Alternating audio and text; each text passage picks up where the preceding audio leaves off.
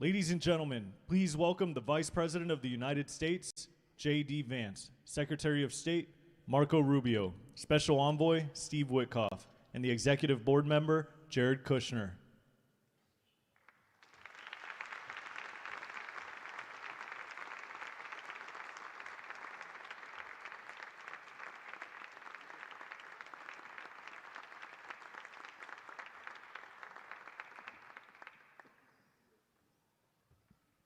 Ladies and gentlemen, please welcome the President of the United States, Donald J. Trump.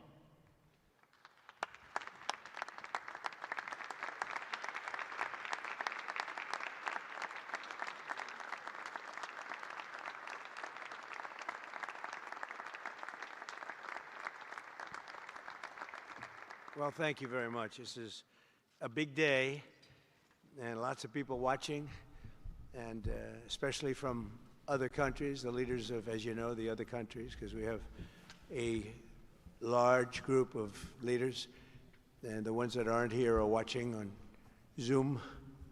I hope they enjoy it. And the press, we appreciate it very much, so respectful. You've been so respectful of what we're doing. What we're doing is very simple, peace.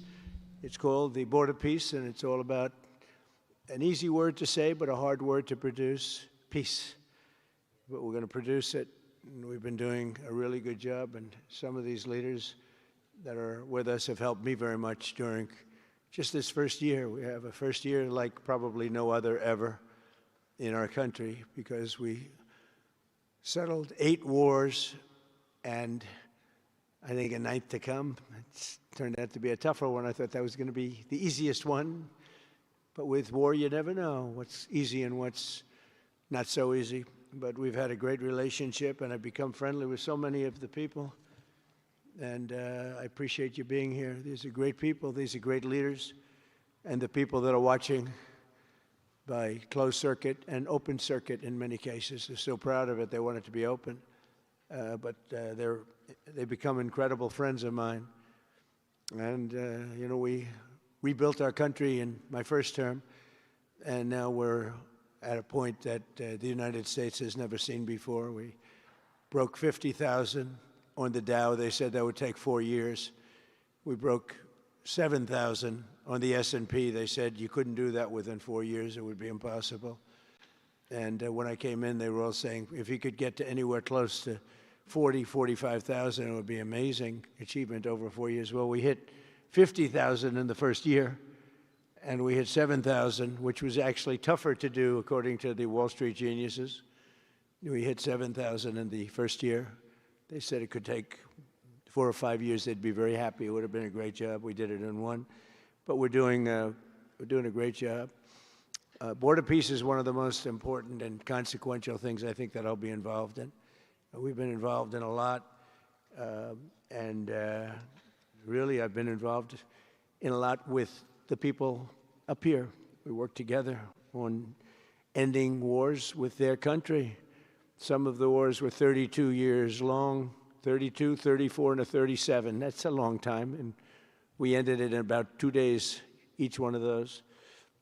But we have some other work to do, and we're getting it done.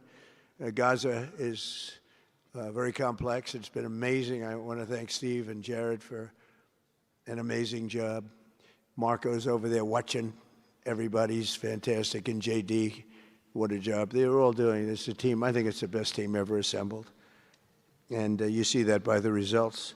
So today is a tremendous honor to welcome you all to the United States Institute of Peace for the inaugural meeting of the Board of Peace. Very important. I believe it's the most consequential board, certainly in terms of power. And in terms of prestige, there's never been anything close, because these are the greatest world leaders. Almost everybody's accepted, and the ones that haven't will be. You know, some are playing a little cute. It doesn't work. You can't play cute with me. But they're playing a little bit. But they're all joining. Everybody, most of them very immediately. A few that we really don't want because they're trouble. Take care of them. But this is the most prestigious board ever put together. You know, I've seen some great corporate boards. I've seen some great boards, period. It's peanuts compared to this board, because we have virtually everyone is the head of a country other than Johnny, but he's the head of soccer, so that's not so bad, right, Johnny? I like your job the best, I think. And by the way, your World Cup has set every single ticket record in the history of soccer. In the history, nobody's ever seen anything like it. The sales are virtually complete. Nobody's ever seen anything, so congratulations. You made a good decision. We did it together. Thank you, Johnny. Great guy. So I want to thank the many leaders and dignitaries who have traveled great distances and lengths for the important gathering that we're at right now. This building was built for peace, and nobody knew what to name it. And then Marco named it after me. I had nothing to do with it. I swear I didn't. I swear. I had no idea. They said, there's a surprise coming. I didn't know that surprise. I thought they were going to give me a lot of money or something, maybe cash. Could always use some extra cash. But I came, and they stopped the beautiful beast. I got out very safely, I'm sure, and looked up, and there it said, Donald J. Trump on the building. And when I say that had nothing to do, nobody believes it, and that's okay, but I appreciated it. That was Marco and JD and a group got together, and they did that, and I just thought it was very nice. And it makes me work harder. We're going to have to work harder. We're going to have to make this building much more important. It's brand new. They built it for peace, but nobody occupied it. You know, nobody knew what the purpose of it, but the architecture is so beautiful, and it was with the meeting rooms, the reception rooms. It's really amazing. Who would think that it was built without anybody in mind or anything in mind, and then the State Department took it over. They liked it. Marco came over one day. He saw this. He said, this building is great. And he actually claimed it, right? He claimed it. And that's what he does. Where is Marco? I said, Marco, is that true? You claimed this building. You took it away from about 5 groups that wanted it. That was done very quickly, very methodically. But it was really, really built so beautifully in such a beautiful building. But we worked together to ensure the brighter future for the people of Gaza, the Middle East, and the entire world. I think that the Board of Peace, because it's mostly leaders and unbelievably respected people, but mostly leaders of Middle Eastern countries, countries from all over the world, and they've been very generous with money also. And the United States, which I'll say in a moment, is also very generous with money because there's nothing more important than peace. And there's nothing less expensive than peace. You know, when you go to wars, it costs you 100 times what it costs to make peace. We have a man at the end right there that's smiling because you learned that after 30 years of fighting, right?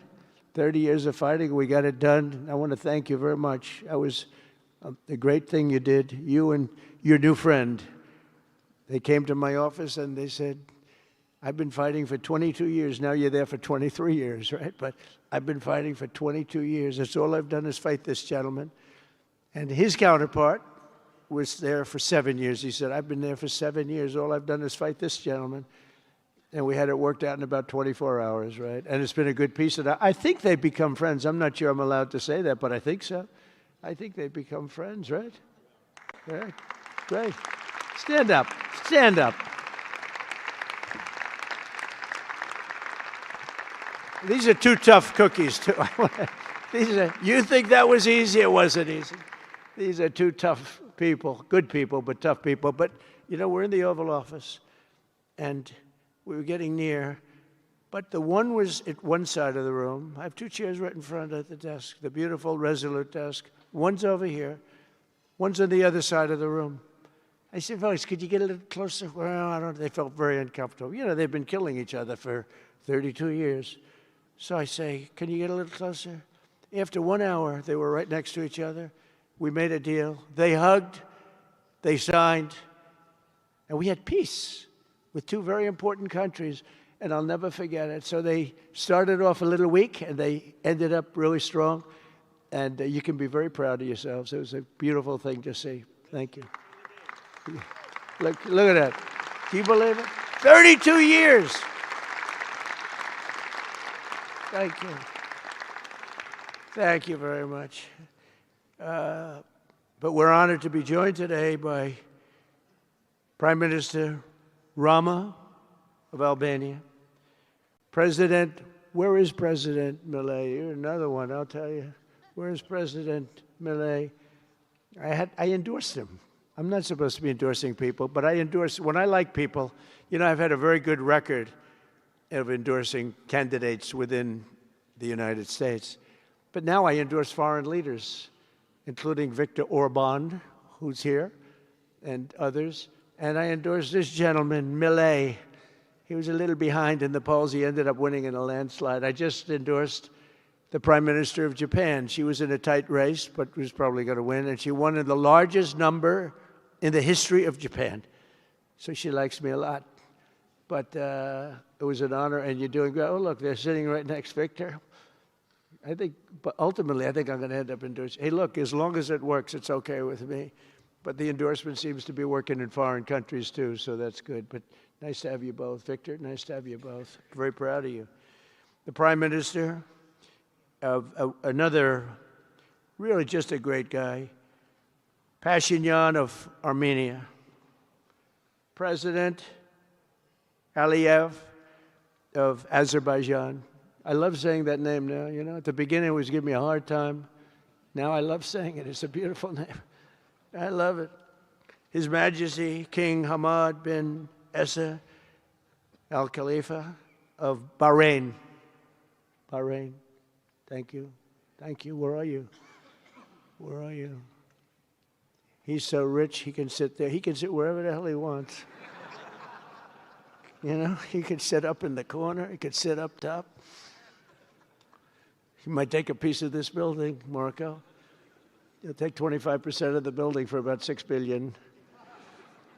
Thank you. And you've been very generous also. We appreciate it. Prime Minister Hun Manet of Cambodia. Raise your hand wherever you may be. Because, hi, how are you? Congratulations. That was another one, right? We did a good job with that one. Prime Minister Madbouli of Egypt. Thank you very much, and say hello to the General/President. Okay. Prime Minister Orban of Hungary, who has my complete and total endorsement for election. Not everybody in Europe loves that endorsement, but that's okay. He does an unbelievable job. He's done an incredible job on immigration, unlike some countries that have hurt themselves, but they're working on it. But I just want to let you know, you have my total and complete endorsement, and I'm putting it out. I already did, but I'm putting it out again. And you're coming up with an election, and I think you should be good. I'll tell you, Milei did pretty well. He was a little down, right? And then he ended up winning in a landslide, so that's pretty good. You're going to do great, Victor. Thank you very much for being here. Appreciate it. You run a great country. A man that I really like a lot he's definitely tough. I don't want to fight him.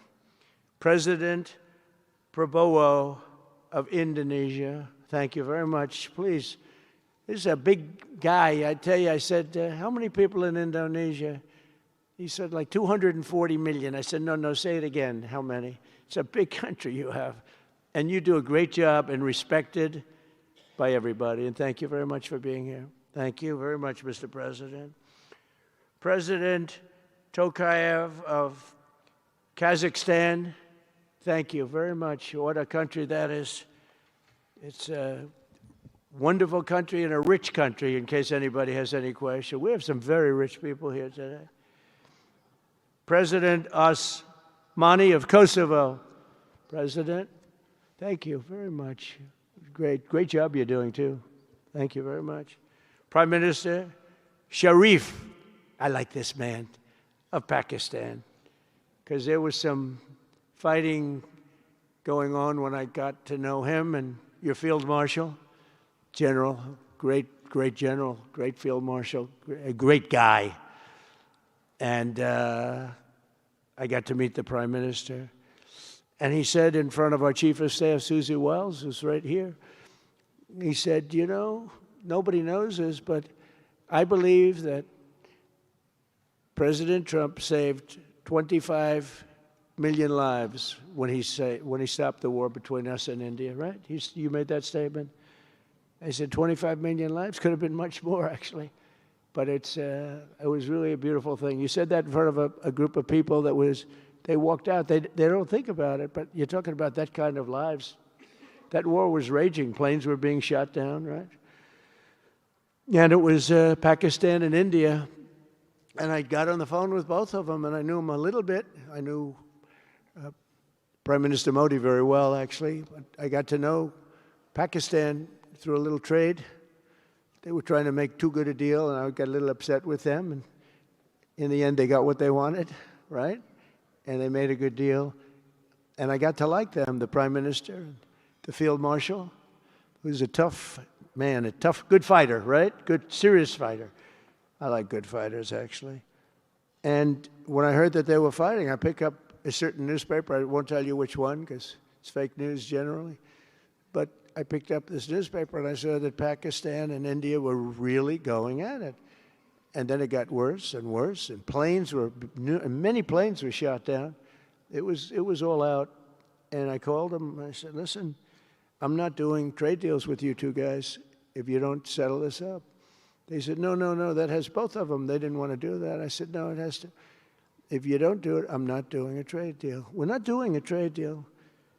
And they do a lot of business with the United States, and they sort of softened up all of a sudden. Then all of a sudden I read where there was a little bit of a pullback by one, then the other, and all of a sudden we worked out a deal, right? But I said, if you fight, I'm going to put 200% tariffs on each of your countries, which essentially makes you not allowed, you can't do any business. One of them, I won't say which one, said, no, can't do that.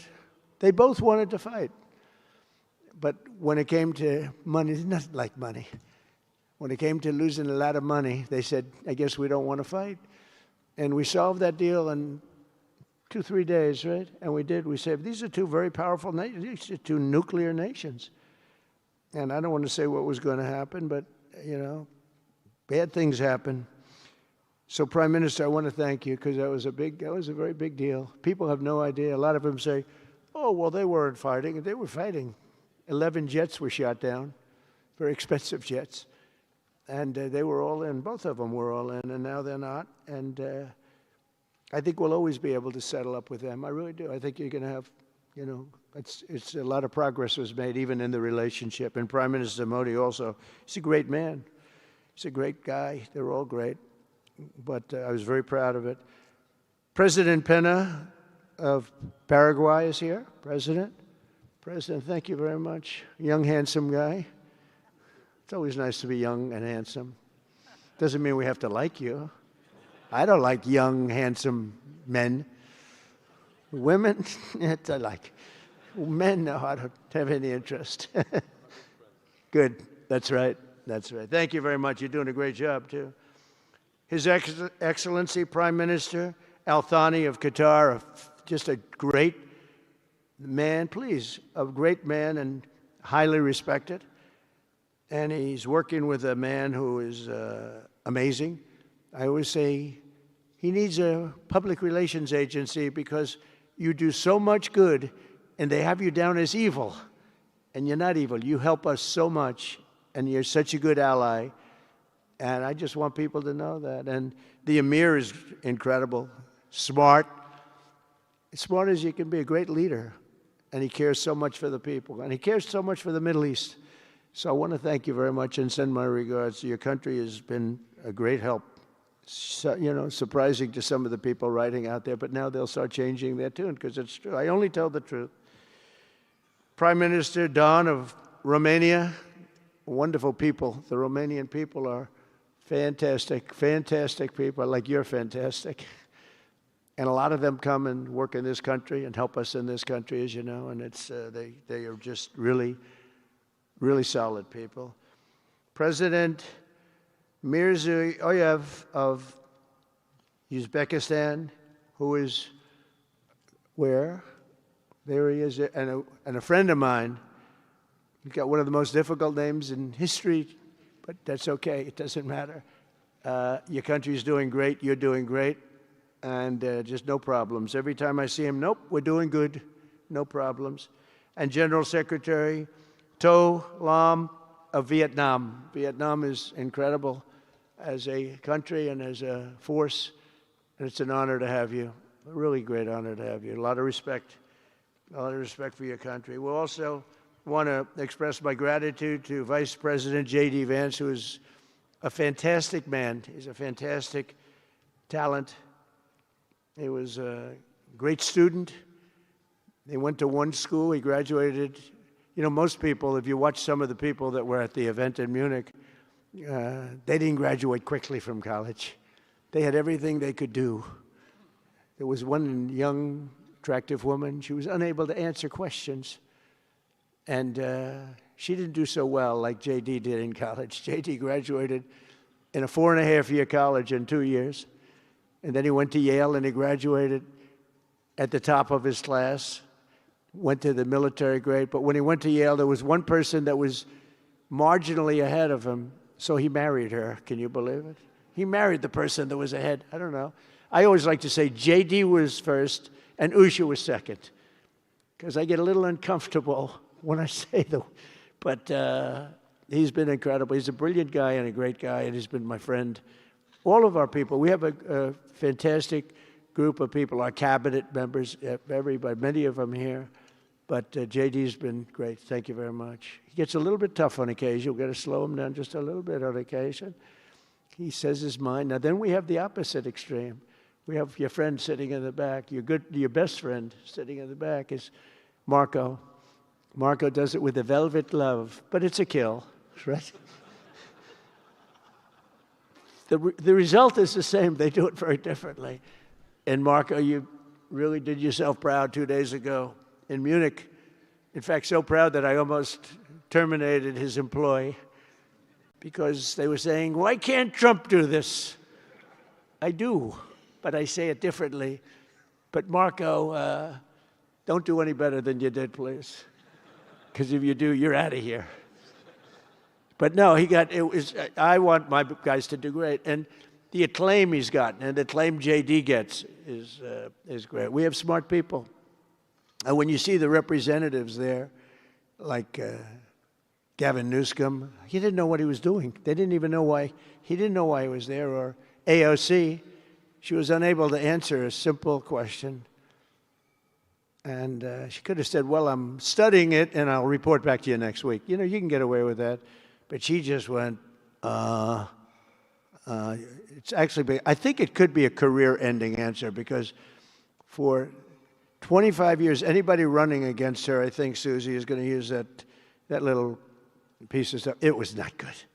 It was not good. That was not a natural. So I want to thank JD. I want to thank Secretary of State Marco Rubio. They're extraordinary. I want to thank Special Envoy for Peace, Steve Witkoff, who has been unbelievable. You know, I took Steve because I was a developer in New York, really successful, actually much more successful than Steve, but I don't want to say that. I'm not going to say that, Johnny. I refuse to say it. But I saw something in Steve. Steve's a great negotiator. Everybody loved him. All these developers, and they're tough. You know, New York developers tend to be on the tough side. And, you know, most of them hate each other. Like a lot of the people in this room hate each other. You know, it's sort of natural, I guess. But we're bringing love back into the room like the old days. But everybody loves Steve. Every developer, the worst, most evil people, horrible human beings, actually. And they love Steve. So I remember this, and we had some conflicts, to put it mildly, in the world. And I said, Steve, how would you like to be Henry Kissinger Jr. that doesn't leak? I said, are you a leaker, Steve? No. He didn't even know what the word meant, and it's true. I always say Henry Kissinger, who was one of the great leakers of all time, by the way. Richard Nixon said to him, Henry, who's leaking all this stuff? I don't know, Mr. President. It was Henry. It was like, these are little stories I like telling you. But Steve has been unbelievable. Everybody likes him. Ukraine loves him. Europe loves him. Russia loves him. I mean, there's nothing wrong with this. He goes to see President Putin. Didn't know Putin. I set him up a meeting to see. I said, how's Steve doing? Sir, he's still inside. Oh, that was an hour. I called back, tell Steve to call me when he's finished. I want to find out what the hell is going on. We want to end that war. So he's still inside. 3 hours, 4 hours. They were together for 4 hours, the first meeting. That's talent. And they get along. I mean, people like or don't like Putin or Zelensky. They get along. Same thing with Zelensky. I mean, they all love Steve, and Steve's doing a great job. That's a tough one. That's a much tougher one. I would have thought that some of the ones that we settled that are up here would have been, I thought this would be easy because I have a very good relationship with President Putin. I have a very good relationship with President Xi. I'm going to be going to China in April. That's going to be a wild one. I said, but we have to put on the biggest display you've ever had in the history of China. You know, last time I went to China, President Xi, he treated me so well. He gave me a display. I never saw so many soldiers all the same height, exactly the same height within a quarter of an inch. You can do that when you have 1.4 billion people. You know, lots of shoulders. Everybody was within about 1/8 of an inch the same height. I said, if they put their helmets down, you could have played pool on the top of their heads. And it was pretty amazing. But I said, you got to top it. He said, I'll top it. We're going to top it. We're going to have a lot of the people, most of the fake news back there is going to be going. So we have, Steve has done a great job. And then a little bit later on, we brought Jared in. Jared was responsible for the Abraham Accords, which is incredible. Nobody else could have done that. A very smart guy. And we're making Jared an envoy also, envoy of peace. They're both envoys of peace. And you couldn't get two. I tell you what, I watch these two guys. I say, at least we're covered from an IQ standpoint. These two guys walk into a room. And but people like them both, you know. They're good people. And they like them both. And they've had some very good meetings. They've had some very interesting meetings having to do with, as you know, Iran is a hot spot right now. And they're meeting. And they have a good relationship with the representatives of Iran. And, you know, good talks are being had.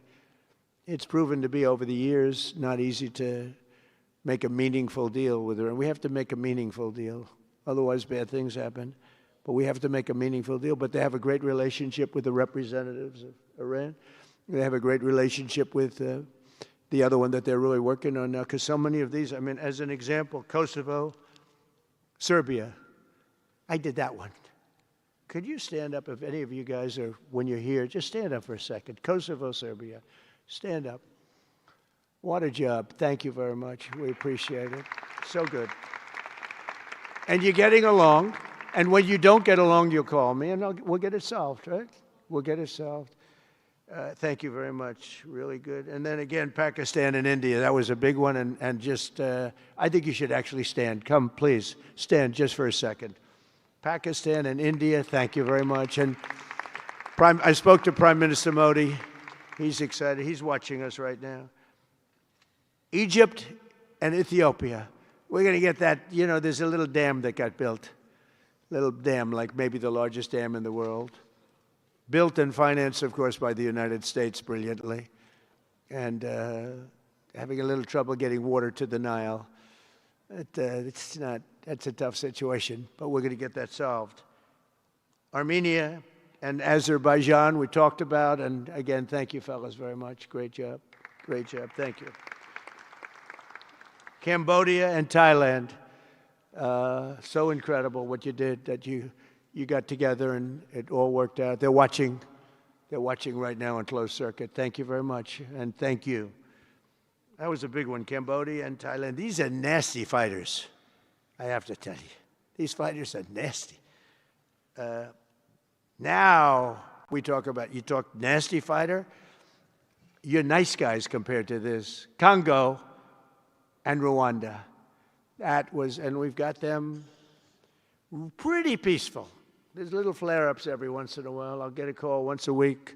Sir, there's a flare-up in the Congo again. We'll get it straightened out, right, Susie? We'll get it straightened out. And Israel, as you know, with, you could say Israel in numerous countries if you want to really know the truth, but Israel and Iran, and we'll see where that goes. But when you think of Israel, we've done the biggest thing of all. We have peace in the Middle East right now. That's bigger than people said it couldn't be done. For 3,000 years, they've been talking about Middle East, they said it couldn't be done. And you look at what's happened in Gaza. And one of the keys to it was when we took those beautiful, magnificent, we just ordered 22 more of them, updated model. The B-2 bombers are incredible. I never understood the B-2 bomber. I'd watch, it's a wing. And I've never quite understood that, Johnny. I'd look at it, I'd say it was beautiful, but what does it do? It carries very big bombs. And it went into Iran, and it totally decimated the nuclear potential. And when it did, when it decimated that, all of a sudden we had peace in the Middle East because there was a black cloud hanging over the Middle East. And if that wasn't done, that cloud would have been there. And countries like Saudi Arabia, countries like Qatar, countries like, nobody could have signed. You would have had that threat. Nobody could have had, you couldn't have had peace in the Middle East. So now we may have to take it a step further, or we may not. Maybe we're going to make a deal. You're going to be finding out over the next probably 10 days. But this meeting today is proof with determined leadership, nothing is impossible. When I took office, the war in Gaza was raging with thousands of people being killed and no end in sight. Today, thanks to unrelenting diplomacy and the commitment of many of the great people in this room, we have 59 countries signed up on Gaza. Think of that. We have, it's amazing. But all the people, many, really so many in this room, the war in Gaza is over.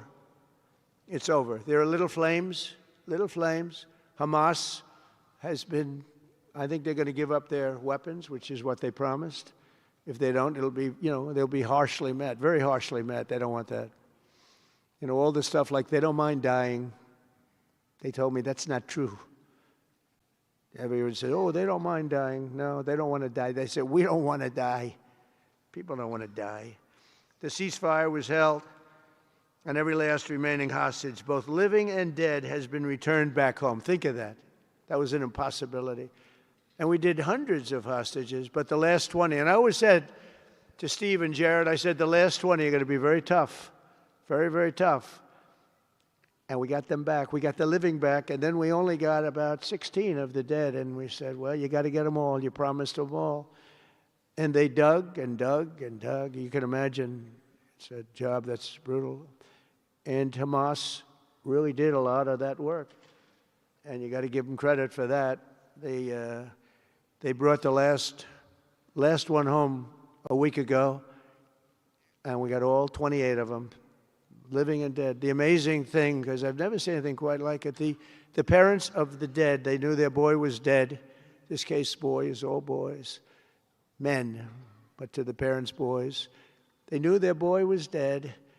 They wanted that dead body as much as if he were alive. And when they got them back, there was great sadness, but there was great joy, too. They wanted it as much as the people that got their sons back alive. But we got a lot of people before those 20, Steve, what nobody talks about. But, hundreds of people. We did a good job, and you guys did a fantastic job. I want to thank every nation that helped us achieve this monumental breakthrough, saving countless lives, and really bringing peace and bringing the concept of peace, because nobody thought peace in the Middle East. I've always heard peace in the Middle East is impossible, and it's turned out not to be. And we do have some work to do with Iran. They can't have a nuclear weapon. It's very simple. You can't have peace in the Middle East if they have a nuclear weapon. And they can't have a nuclear weapon, and they've been told that very strongly. Since the hard-won ceasefire of last October, the United States and our partners have facilitated the delivery of vast amounts of humanitarian aid, numbers that nobody's ever seen before. In November, the United Nations Security Council unanimously approved the Board of Peace. And last month in Davos, we welcomed over 24 members to this very important new organization. And we are very closely working with the United Nations. In fact, I'm going to speak to the Secretary General in a little while. He's a good man. And I've had a good relationship. Other than in my last speech, they did turn off my teleprompter. I got up there. My teleprompter didn't work. I'm sitting in front of all of you people and more. I had no teleprompter. I knew I was in trouble because I'm walking up. The teleprompters are over here. I had the most beautiful speech ready. I was all set to knock him dead. First, I had an escalator that stopped. You know that. It's going up, boom. It's lucky my movie star first lady was in front of me because I put my hand on a certain part of her body and I was able to stop my fall. Otherwise, because she had no trouble, I said, boy, that was a very sharp stop, Johnny. So I said, that was strange. I've been on a lot of escalators. It's never happened before. Usually it stops very slowly. This was just boom. But our first lady was right in the proper location for me. I'm waving to people, and she was holding on a little tighter. She knew what was happening. She did. She said, that's a very successful movie out right now, like #1. Can you believe this? And she's a big movie star. And I always say it's trouble because I always say there's not room in one family for 2 stars. I told her that. We can't have 2 stars in one family. So I don't know what that means, but it's not good. But it is good because we're proud of her. She did people in the United States love the First Lady, and she did the movie, and it's become the biggest selling documentary in 20 years. Can you believe? The theaters are all packed. Women especially, they go back and they see it 2 or 3 times, 4 times. But together we're committed to achieving a Gaza that is properly governed throughout. The whole area is going to be, so many countries that have really nothing to do with the Middle East, but they're maybe somewhat close by. They're all involved. They want to go in and fight. They tell me all the time, we'd like to send soldiers to fight if it's necessary. And I don't think it's going to be necessary. We have 2 countries that want to go in and do a number on Hamas. I said, I really don't think I hope it's not going to be necessary because they made a promise and they promised me get rid of their weapons. Looks like they're going to be doing that, but we'll have to find out. But it's no longer a hotbed of radicalism and terror. And to end that, we have today, and I'm pleased to announce that Kazakhstan, Azerbaijan, UAE, Morocco, Bahrain, Qatar, Saudi Arabia, Uzbekistan, and Kuwait have all contributed more than $7 billion toward the relief package. That's great. Thank you, fellas. Thank you.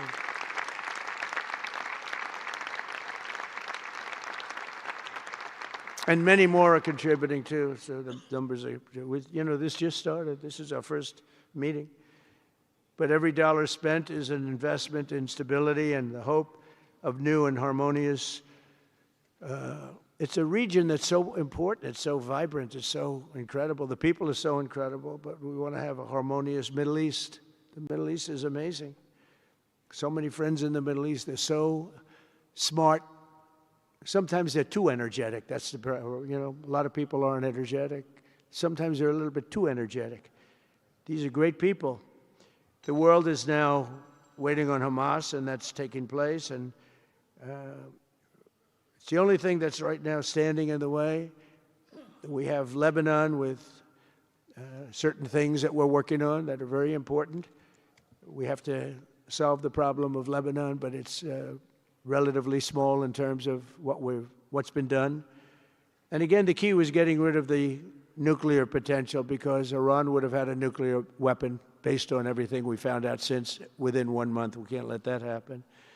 So many of our friends in Europe are attending today, and we're eager to have them become full members. They all want to become full members, and we've had a great response from Europe. And Europe is, it's where I come from, where so many people come from that are in the United States.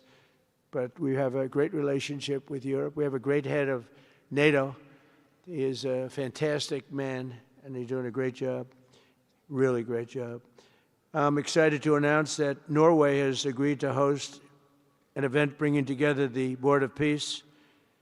Oh, I thought when I saw this note, I'm excited to announce that Norway, I thought they were going to say that they're giving me the Nobel Prize. Oh, this is less exciting. Oh, it says, I'm excited to announce that Norway, and I'm saying, oh, great, I'm getting the Nobel Prize, finally. Finally, they got it right. But I don't care. I don't care about Nobel Prize. I care about saving lives, just so you understand. We play and we all, do what we have to do. I only have one thing. I don't want to see people killed. from parts of the world that are very far away from the United States. And if I have an ability to turn off wars, I want to use that ability because it's people, millions of people. It's like the Prime Minister said, 25 million people maybe.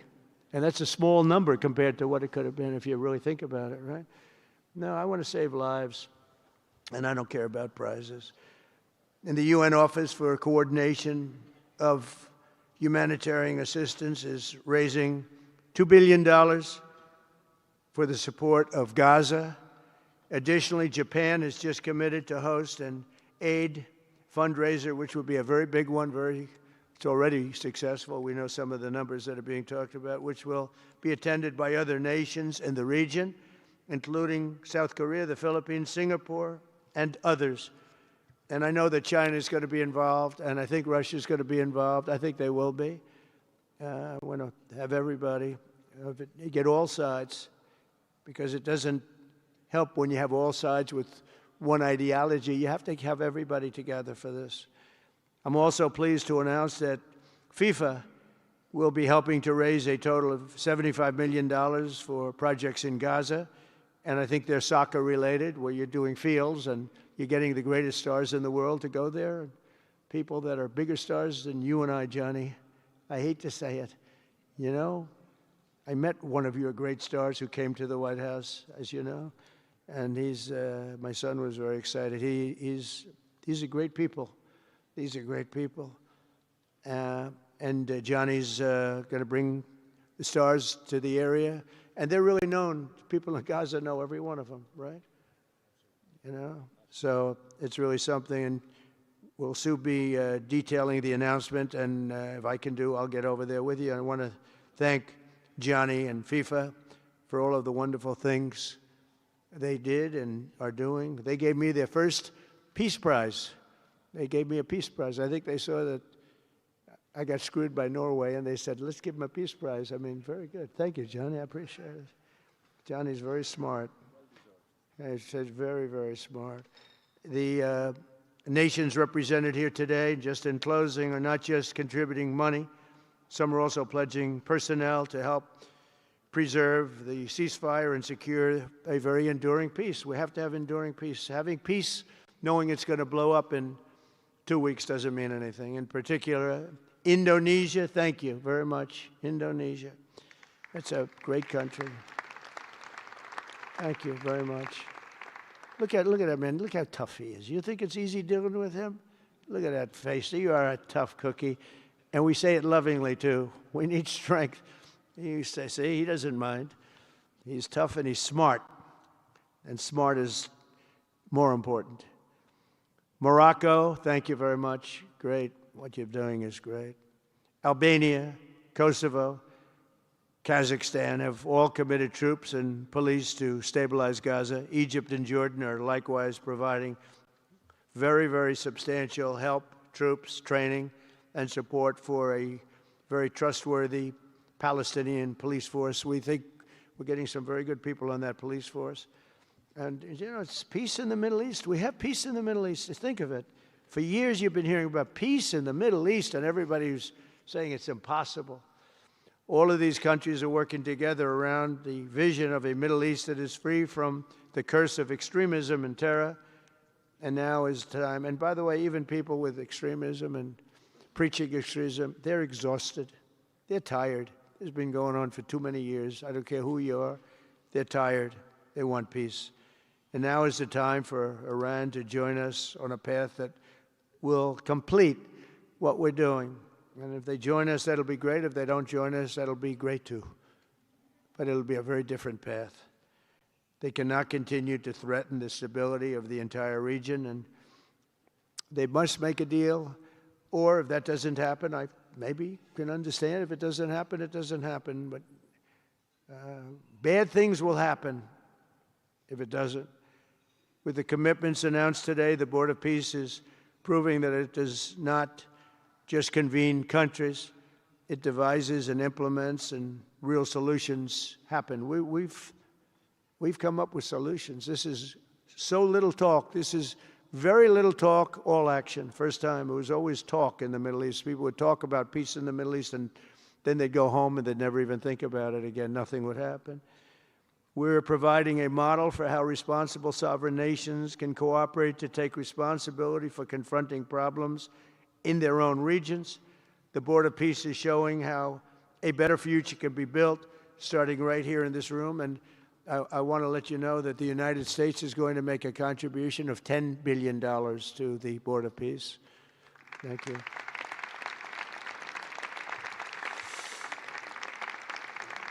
And we've had great support for that number. And that number is a very small number when you look at that compared to the cost of war. That's 2 weeks of fighting. It's a very small number. It sounds like a lot, but it's a very small number. So we're committed to $10 billion. Together we can achieve the dream of bringing lasting harmony to a region tortured by centuries of war, suffering, and carnage. They say 3,000 years. And hopefully we can lift up the eyes of the world to envision how other intractable conflicts can be settled. So many conflicts, they'd say, are impossible to settle, and we get them settled. We got, of those 8 that we settled, most of them were said to be not settleable. And they not only got settled, they got settled within days. More impossible problems can be solved as we go along this very beautiful path. I think it's a beautiful path. I think it's such an important day. Even the weather's beautiful. We walk in, it's beautiful. Everything's beautiful.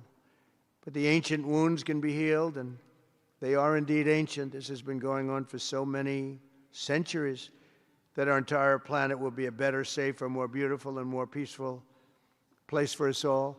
We're going to be working with the United Nations very closely. We're going to bring them back. I think the United Nations has great potential, really great potential. It has not lived up to potential. The 8 wars, I never even spoke to them about one of them, and I should be speaking to them about all of them.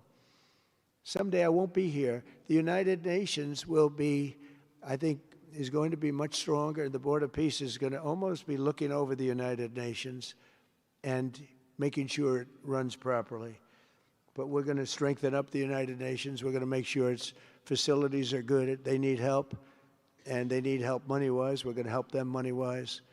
And we're going to make sure the United Nations is viable. And you have some very good people at the United Nations, can do a good job. But as I said, I've said it for years, United Nations has tremendous potential. A lot of people didn't like when I said it. They said, oh, you shouldn't say that because, you know, we don't care about the United Nations. No, it's really very important, and I think it's going to eventually live up to potential. That'll be a big day. So I want to thank everybody for being here. You're my friends. You're great leaders. You're great people. And I can honestly say, you know, you're strong leaders, you're tough leaders in many cases, and every single one that I'm looking at that's right here, I've gotten to know and I've gotten to respect. And really, you're friends of mine. And if I can help you at all, you let me know. But this is going to be something, the Board of Peace will be something that, the likes of which I don't think anybody's seen before. And thank you all very much. It's a great honor. I'm going to ask J.D. Vance to come up and say a few words. Thank you very much.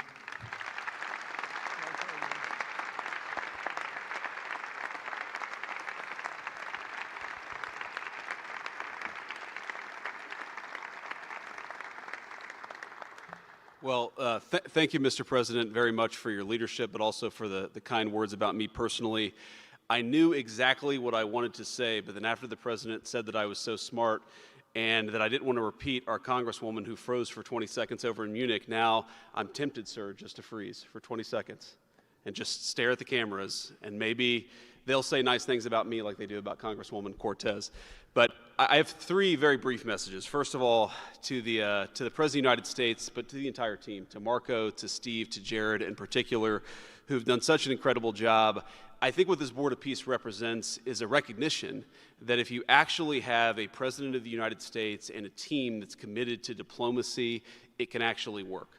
When I look at what happened to Israel on October the 7th, all those innocent people who were murdered, the fact that you had all of these hostages, and of course, a terrible war that came from it, I remember thinking to myself, how is it ever going to be possible to get these hostages home safely, to make it possible for the people of Gaza to actually have a reasonable future, but also to ensure that Israel is never attacked again? It turns out the answer was you just needed a president who was committed to the effort and committed to the work, and that's what we had, thankfully, under the leadership of this president.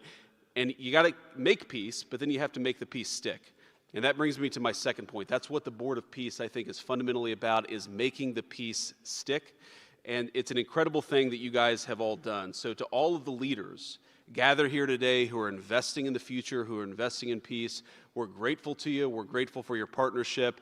And in particular, I think to the President of Azerbaijan and the Prime Minister of Armenia, who I just saw last week, thank you all for making it possible and for showing what real leadership can accomplish. When you set aside weapons and killing and destruction and invest in your people and invest in prosperity, it can create great things. So thank you both for what you did. I think it showed great leadership. And finally, to the American people, I think it's important that the American people recognize why we're here today. And the reason that we're here today is, yes, to save lives and yes, to promote peace, but this creates incredible prosperity for the American people. The countries represented here represent trillions of dollars of investment in the United States of America that would not have been possible without this president's leadership and advocacy for peace. The economies here represent millions of American jobs of people who are receiving products built in American factories and made by American workers would not be possible without a focus on peace. So, Mr. President, while I think this is great for the world, I also think it's really, really great for the United States of America, so we're looking forward to the partnership. With that, I want to turn it over to the MC for the rest of the program, and that is our great press secretary, Carolyn Levitt. Thank you.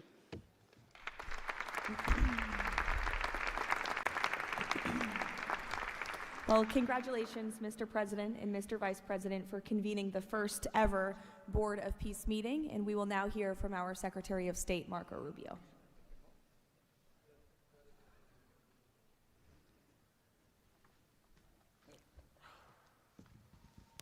I'll be brief and to the point. We want to talk a little bit about the strategic vision of this organization and begin doing so by first acknowledging that we are here today because the President of the United States, Donald J. Trump, has both an ability and a willingness to use the power of his office to think outside the box. And that's why we're here today. This was a very unique crisis in Gaza, one that the existing international institutions could not solve or figure out. It needed a very specific type solution that required the partnership of all the nations that are here, including those that are here on an observer status. And we appreciate you coming today and being a part of this as well. And that's the point I want to drive home today. And soon you'll hear from Steve and Jared, who, by the way, deserve an incredible amount of credit for pulling this together and working countless hours and traveling all over the world. They truly deserve our appreciation and thanks for the work they've put in under the leadership of President Trump to make this possible. This Gaza situation was impossible to solve under orthodoxy, under existing structures. And so what we did is they went to the UN, and they got the UN's approval to put this group together and bring these nations together to come up with a very specific solutions to a very unique and specific problem. We have a long ways to go. There's a lot of work that remains. It will require the contribution of every nation state represented here today, and we thank you for being a part of it.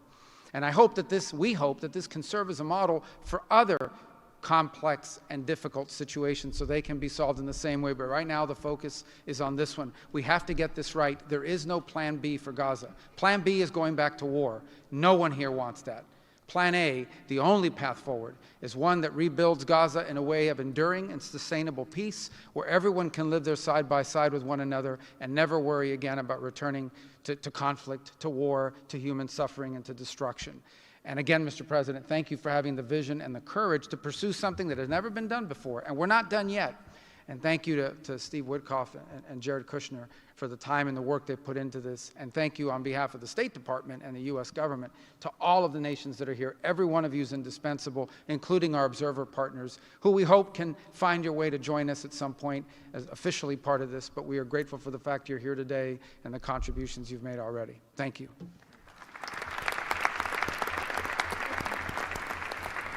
Thank you, Marco. We will now hear from our special envoy, Steve Witkoff.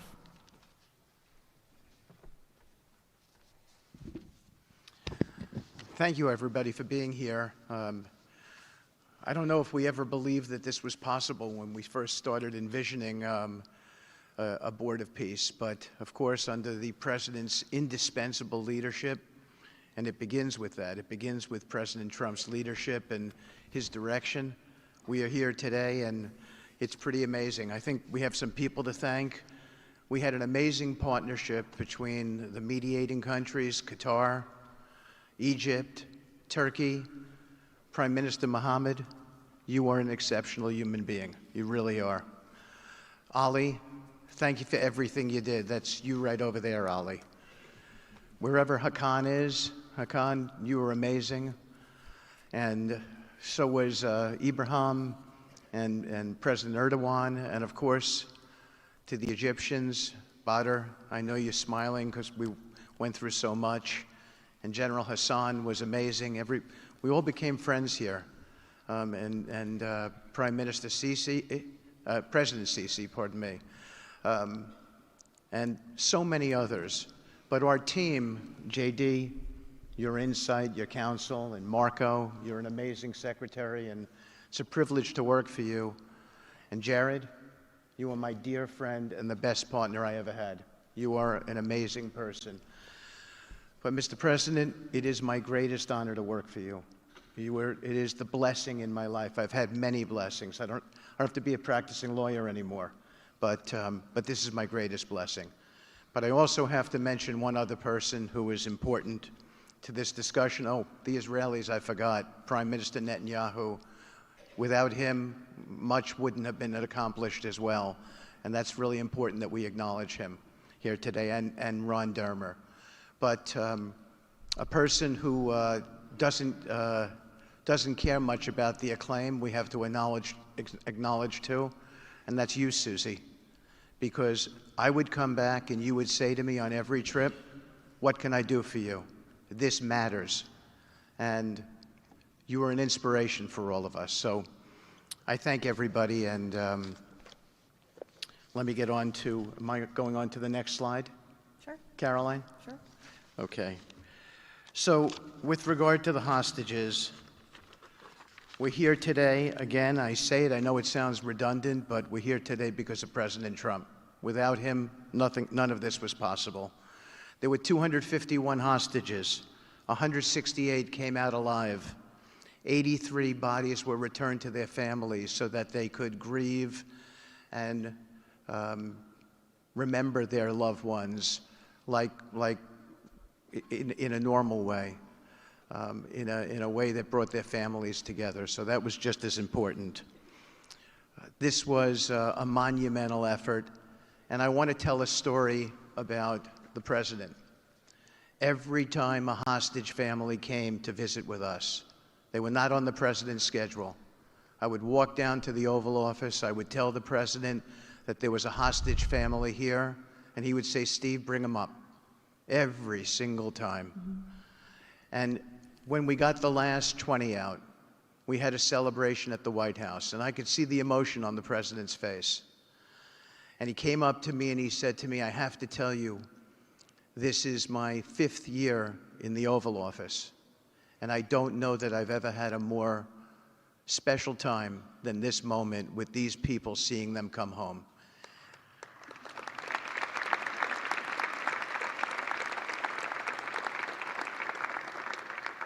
And I said to the president, you have to look around because none of them would be home without you, sir. None of them. So I only want to tell you, Mr. President, you gave me my greatest honor to work on this effort, and I thank you.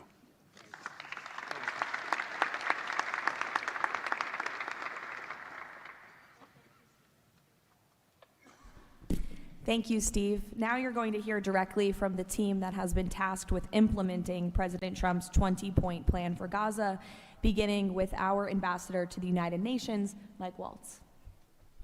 Thank you, and thank you, Mr. President, Excellencies. First, let me wish everyone a happy and prayerful Ramadan. Thank you so much for joining all of us today. Mr. President, Excellencies, bottom line, humanitarian aid has absolutely surged since the Gaza war ended. Our Central Command, our great military, is working together with Israel, with the UN, so many countries here to coordinate the aid, to make sure there's deconfliction. Over 70 countries now are participating in our Civil Military Command Center, and here are the results. Aid is up. 4,200 aid trucks have entered Gaza each week for 13 consecutive weeks, the longest stretch of high-volume assistance to Gaza in years. Diversion is down significantly from prior to the ceasefire, with less than 1% diverted this month. Food supplies are way up. We are reaching the full 2.1 million Gazans with aid, up 5 times from the delivery levels before the ceasefire. The percentage of households experiencing severe hunger has dropped from about 30% to down to 1%. As of this past February, drinking water has doubled and child malnutrition has been cut in half. If we could go to the next slide. Mr. President, only under your leadership and this great team could we bring together the United States, Israel, Egypt, Jordan, the UAE, the United Nations agencies. Mr. President, bottom line, like you, this is a board of action, not a board of endless talk or speeches, and these results are a true testament to your leadership and the leadership of this great team. We are saving lives, and it's an honor to be a part of it. Thank you, Mr. President. Dr. Ali Shaif. It is my honor to be here representing the National Committee for the Administration of Gaza. Thank you, President Trump, for your leadership, for your continued efforts.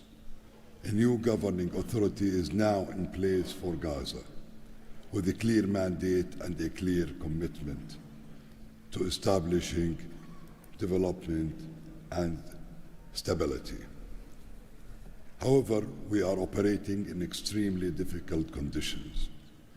Large parts of Gaza Strip are severely damaged, destroyed actually. Humanitarian needs are acute. Law and order remain fragile. This is not normal operating environment, President, which is precisely why discipline and prioritization matter. Our priorities, therefore, are defined into 4 categories. First, restore security via professional civilian police under one authority, one law, and one weapon, including training and developing 5,000 Gazan police to be deployed in 60 days. Secondly, revive economic activities and livelihoods, creating decent jobs, especially for our young population. Thirdly, ensure sustainable emergency relief as described earlier. Fourthly, restore basic services including electricity, water, health and education, and last but not least, the access and movement. Our mandate is simple, President, step by step to build the foundation for lasting peace, dignity and prosperity for the people of Gaza. And this is where we count on your continued leadership and support. Blessed the peacemaker. Thank you.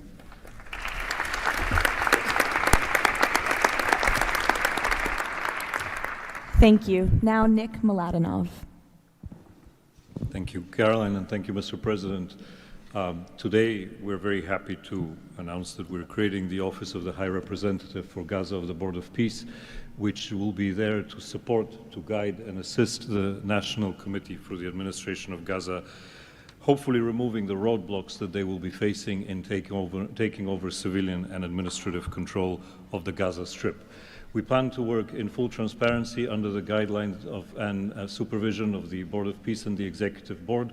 And of course, we will do that in great coordination with the Israel and with the Palestinian institutions, who we both require to make this work on the ground. And certainly with my very good colleague here, General Jefferson, the International Stabilization Force that is coming together. Mr. President, if I can actually use the opportunity to announce some breaking news that as of this morning, we started the process of recruiting Palestinian police force that Ali was just referring to. And just in the first few hours, we have 2,000 people who have applied to join a new transitional Palestinian police force to be formed in Gaza under the authority of the National Committee with the support of the Board of Peace, trained in Egypt, where we have received an excellent proposal of how to do that forward. And this is critical to what we need to do as we begin this process. And if we may move to the second slide.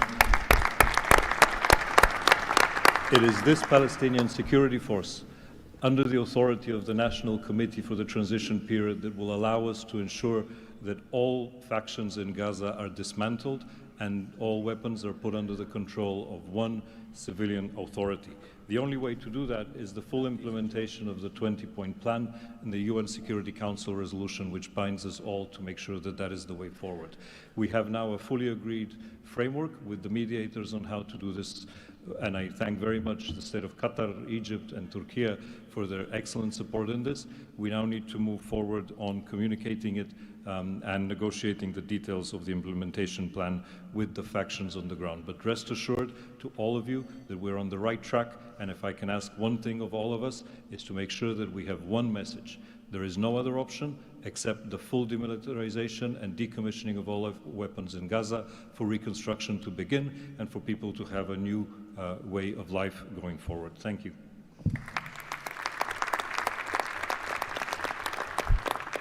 Thank you, Nick, and congratulations. Now, Major General Jasper Jeffers. Thank you, Caroline, Mr. President. It's an honor to be here today as the ISF commander. The ISF will do two things: stabilize the security environment in Gaza and enable civilian governance as established by the National Committee.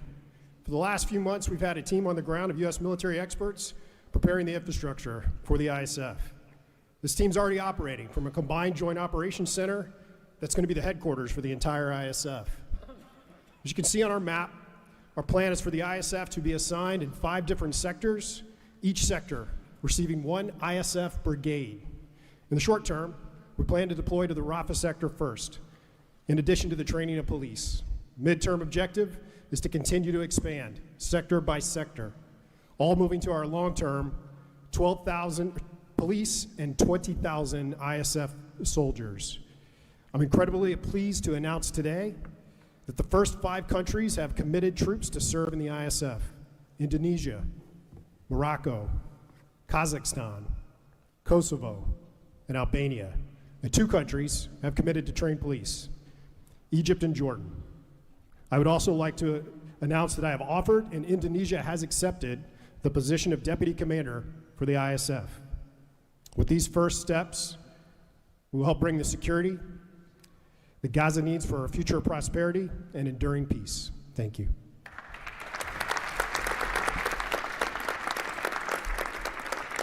Thank you, Major General. Mr. Tony Blair.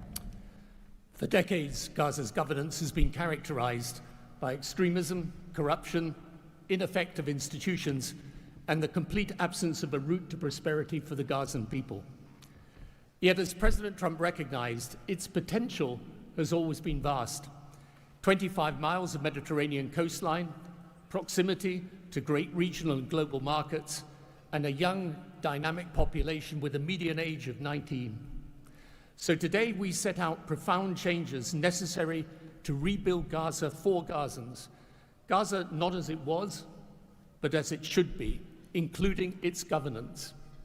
Effective public institutions serving the people, a business environment where enterprise flourishes, an education system educating the young for tolerance and achievement, and a tech-enabled society making the most of the digital revolution.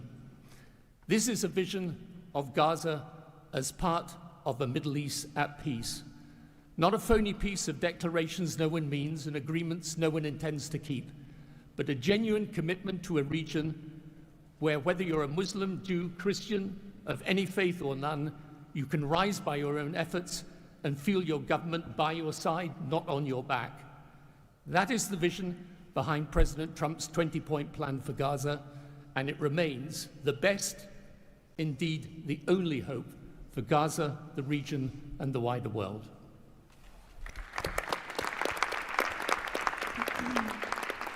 Thank you. Mr. Yakir Gabay.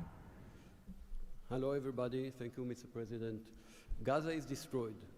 We assembled here on this historic day with common vision to rebuild Gaza for the next generations. Our mission is to recycle and remove 70 million tons of rubble and UXO and hundreds of miles of tunnels, arrange for the population fast temporary housing. In parallel, to start construction of infrastructure and permanent housing. We have a detailed master plan for housing and infrastructure of modern schools and hospitals, manufacturing and agriculture, roads and trains, water and energy plants, logistic hubs, telecom, tech and data centers, sports and leisure facilities, seaport and airport, and much more. We lined up many regional contractors who build housing for millions of people in the Middle East. They will join the massive redevelopment with competitive pricing. The funding is ready and will be invested in a free economy. The local population will build their own cities, which will create hundreds of thousands of jobs and will revive the economy. The Gaza coastline is 26 miles long. It can be developed as a new Mediterranean Riviera with 200 hotels and potential islands. The value goes to the Gazans through the Gaza Sovereign Fund. This plan is all subject to a full disarmament of Hamas. Thank you very much. Together we will make this vision into a reality.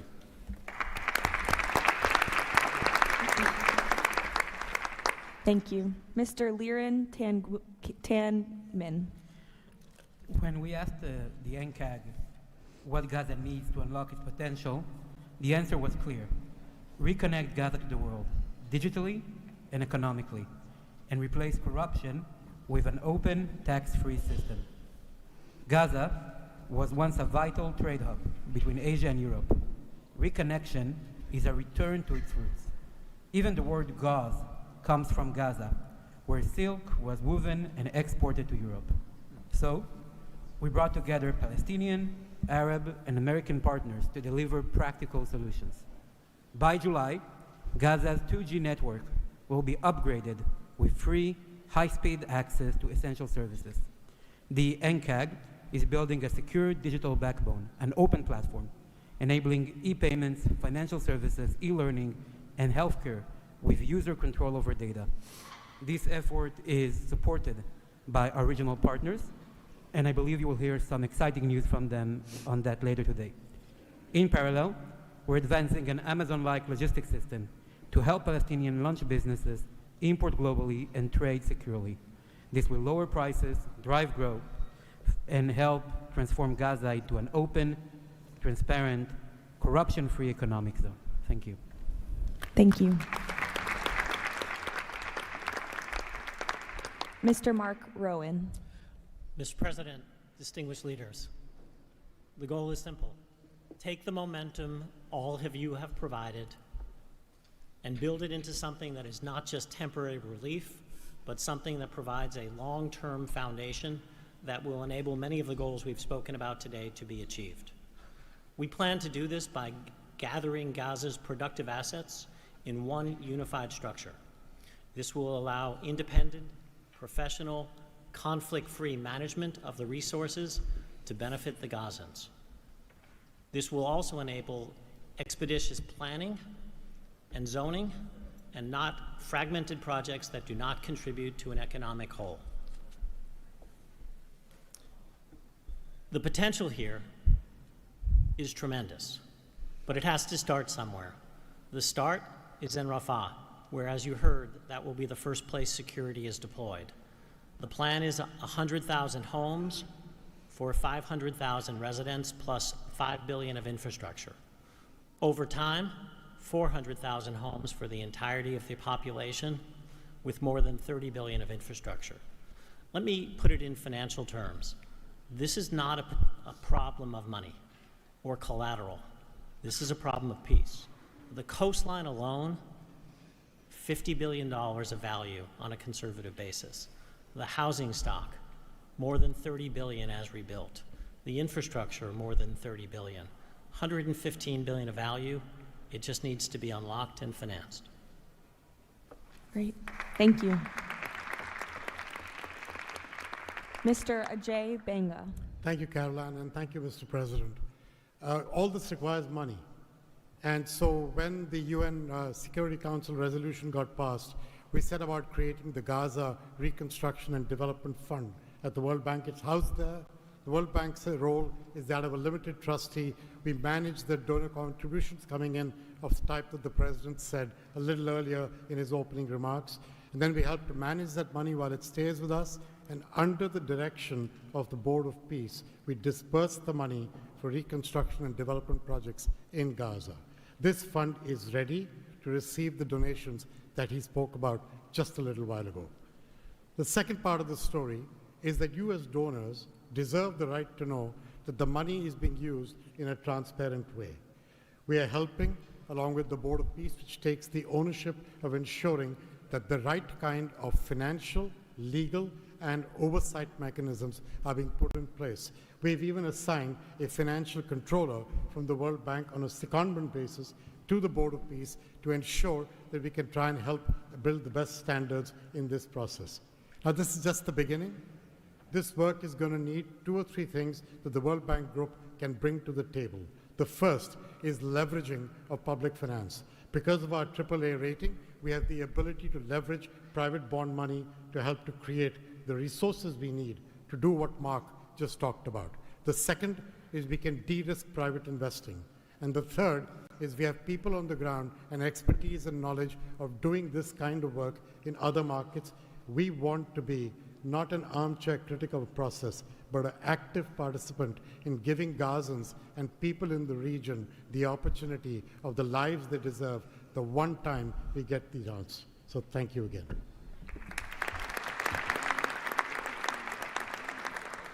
Thank you all for your tremendous work. Before we turn it over to many of the distinguished leaders who are here today, we are going to hear from Mr. Kushner to talk about the future of the Board of Peace. Thank you, Caroline, and thank you, Mr. President, Mr. Vice President, Secretary Rubio. We cannot change the past, but I think that what you're seeing today is that we can potentially change the future if we focus and do this in the right way. We tried to structure this meeting like a proper board meeting, like we do in the private sector, where we have all the preparation, we get the right people together, and we really report on what our challenges are, what the opportunities are, and what are the approaches. What you've seen today is just a small sample of the work that's been done, and I really want to thank the entire team that's worked so hard at this. A lot of these people are volunteers. They're doing this not for any personal gain. People are not personally profiting from this. They are really doing this for their children and for their grandchildren and because they want to see peace. One small anecdote is Liran said to me, "Are you sure I should be presenting? I'm a Jewish Israeli and I'm working on Gaza and all these things." And I said, "That's exactly why you should be presenting today." If Jews and Muslims work together, Israelis and Palestinians with Americans and English and Bulgarian and people from all around the world, then we can kind of join on a common goal, which is peace and togetherness, and that's really what we've done. I want to thank President Trump. I remember working with you on your first foreign policy speech in 2016 that you gave at the Mayflower Hotel, and at the time, those ideas were considered to be very, very radical. What I saw as somebody who didn't have any foreign policy experience were just common sense ideas. Why can't the world be better? Why can't there be peace? Why can't there be more prosperity for all people in all ways? And I think over the last decade, you really have changed the way that the world thinks about a lot of these things. And I think that this organization is bringing a new approach and new ideas and new people together in order to effectuate it. I'd really like to thank all the countries that joined on very early. I see this as a very self-selecting group of countries that really believe that the future can be different and wanted to join in partnership and put their reputations and their resources and their time and their ideas on the way to say, these are the challenges we're putting into that we're solving in our own countries. We want to come with new ideas because we've achieved success and we believe that the world can be better in that regard. So I don't have to go through these slides in great detail, but we've secured today, even without the president's, amazing commitment, over $7 billion. As Mark said, we don't really have a resource issue here, although we are going to need everyone's support. We just need to be executing and doing this in a good way. We've dealt with the humanitarian issue. We've returned the hostages. But the one final thing I just want to talk about as well from our perspective is that the President Trump in his heart wanted to get the hostages home, but he also really wanted to help the people of Gaza.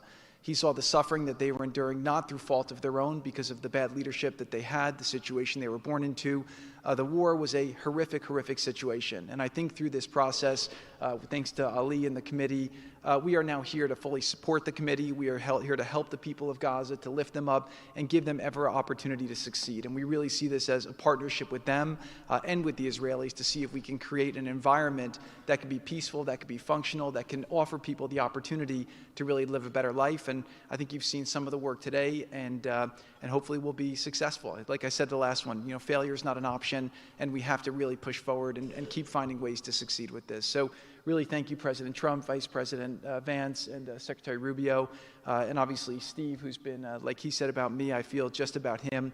Working through all these challenges has been an absolute honor and a pleasure with you, and I've really been very lucky to have your partnership. So really thank you all, and I'll give back to Caroline. Thank you. Thank you, Jared. The war Hamas began has left... The war Hamas began has left Gaza in ruins. Yet from these ruins, a new future will rise. President Donald Trump unparalleled achievements in just a few months. The United States, together with key regional and global partners, has signed the 20-point Gaza Peace Plan, a blueprint for security, peace, and prosperity. All the hostages returned, the living ones to their homes and the deceased to burial. Ceasefire is stable and the killings from both sides reduced by 99%.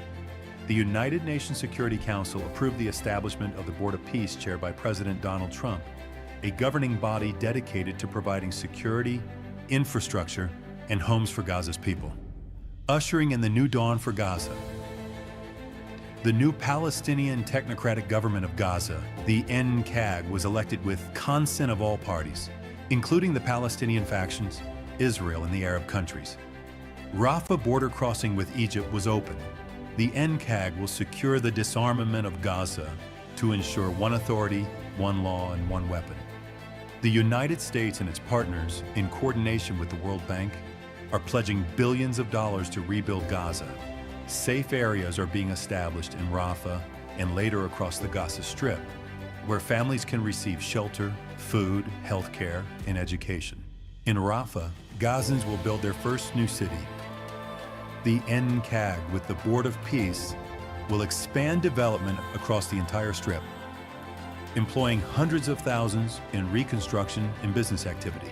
Transportation, water, and energy systems will be restored, and a modern economy will begin to emerge. Children will return to classrooms with a curriculum that promotes tolerance, dignity, and peace.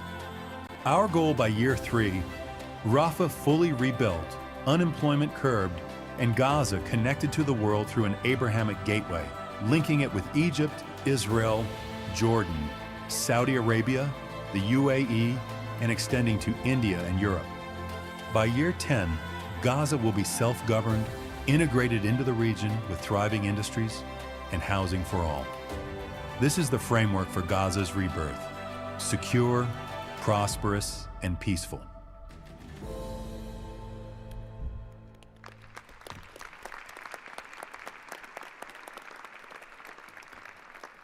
It's amazing. Now we will hear from our distinguished leaders who are here today, beginning with the King of the Kingdom of Bahrain. You're welcome. President Trump, distinguished members of the Board of Peace, it is an honor to participate in this inaugural meeting of board convened by President Donald Trump. I take this opportunity to extend my heartfelt congratulations on this worthy and timely initiative. The meeting comes during the holy month of Ramadan, where we will pray to Almighty God that our endeavors will bring peace, security, prosperity to the world. As a founding member of the Board of Peace, the Kingdom of Bahrain recognizes and endorses the tremendous potential of this body, the extraordinary drive of its chairman, and his sincere efforts to unify nations in our common objectives of fostering and enduring peace for the Middle East. We greatly appreciate President Trump's initiative in presenting the Gaza peace plan and establishing this board as a vital platform for dialogue, action, and delivery. As we embark on this historic journey together, we urge all peace-loving nations, organizations, and groups to actively engage in the successful implementation of the second phase of the Gaza peace plan. This includes ensuring a lasting ceasefire in Gaza, facilitating its reconstruction, and providing hope and new opportunities for the people of Palestine and Israel. This inaugural meeting of the Board of Peace marks an extraordinary and pivotal chance to envision a new future to Gaza, one that emerges from the ruins of conflict to building a landscape of security, aspiration, hope, and opportunity for its people. And reaffirming our commitment to this vision, the Kingdom of Bahrain has contributed the funds towards the operations and administration of the Board of Peace, and today we announce our readiness to provide the necessary infrastructure and skills to establish an effective government digital services platform for Gaza. Our decision to join the Abraham Accord and enter into the CCBA agreement with the United States reflects our commitment to advancing peace and stability in the Middle East. The United States' historic and ongoing presence in our region has served as a positive force for stability, and we remain dedicated to strengthening our partnership. We look forward with optimism to working with the Board of Peace and all of our international partners who share our ambitions for a brighter future for all. Thank you, Mr. President.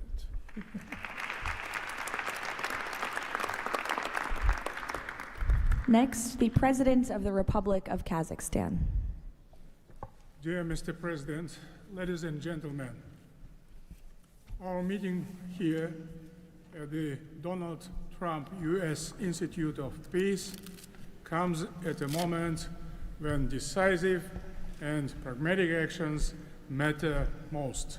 In fact, it's about making durable peace through practical, target-oriented measures, but not through endless conferences with wishful resolutions. Mr. President, your clear vision and far-sighted approach to promoting global peace and stability has inspired my country to join the Board of Peace. The Board of Peace is widely expected to respond directly to new realities by reinforcing existing multilateral efforts. The world has never seen a move like this. It is absolutely unprecedented because, in essence, peace through construction is a very innovative concept or project, and it has every chance to become a reality by our joint efforts. Therefore, Mr. President, I acknowledge and accept your conviction that lasting peace must be built on concrete actions. As our first step, we are ready to contribute a significant amount of cash finance directly to the Board of Peace without any delay. Kazakhstan is also keen to be part of the restoration and construction process through international companies with strong credentials. The program, mostly funded by our government, may include the construction of infrastructure, housing, residential complexes, schools, hospitals, and other important civilian facilities, as well as the rubble clearance. We pledge to fully accomplish our financial commitment toward the board. As one of the world's major producers of wheat, Kazakhstan is ready to provide humanitarian assistance to enhance food security in Gaza and beyond. Kazakhstan plans to provide 500 scholarships to Palestinian students to pursue academic programs in our universities over a 5-year period. We can share our internationally recognized e-government expertise and other digital solutions. Kazakhstan is willing to support the ISF by deploying military units, including medical units, and sending our observers to the Civil-Military Coordination Center. Sustainable development in the Middle East requires new ways to promote peace, cooperation, and trust across the region. That's why Kazakhstan has joined the Abraham Accords. This crucial move is fully aligned with the noble mission of the Board of Peace. Both of them may constitute a solid basis for joint efforts to promote peace and security in the Middle East and to foster economic, humanitarian cooperation in the region and even beyond. Given the global nature of the board's agenda, Kazakhstan is committed to providing practical support, including through hosting meetings at different levels and scales. I also would like to propose to establish a special President Trump's Award of the Board of Peace to recognize his outstanding peace-building efforts and achievements. I am confident, Mr. President, that under your strong leadership, the Board of Peace will successfully deliver its great noble mission. Thank you.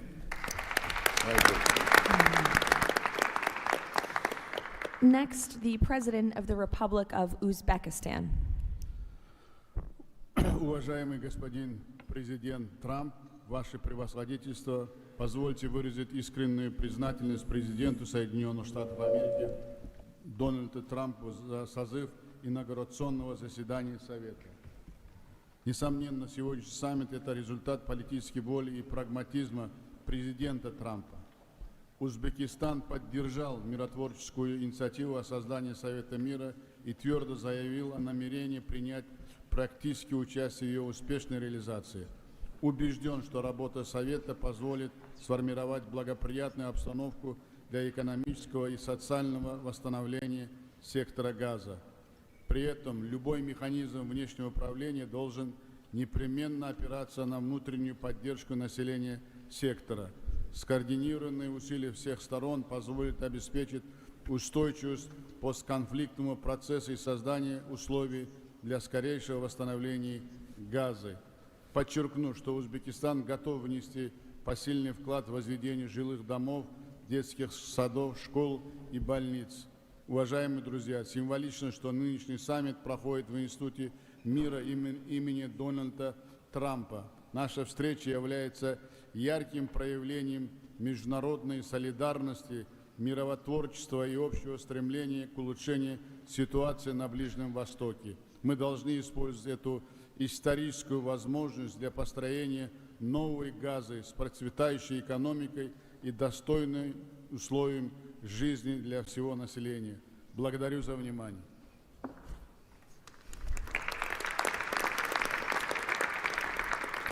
The President of the Republic of Indonesia.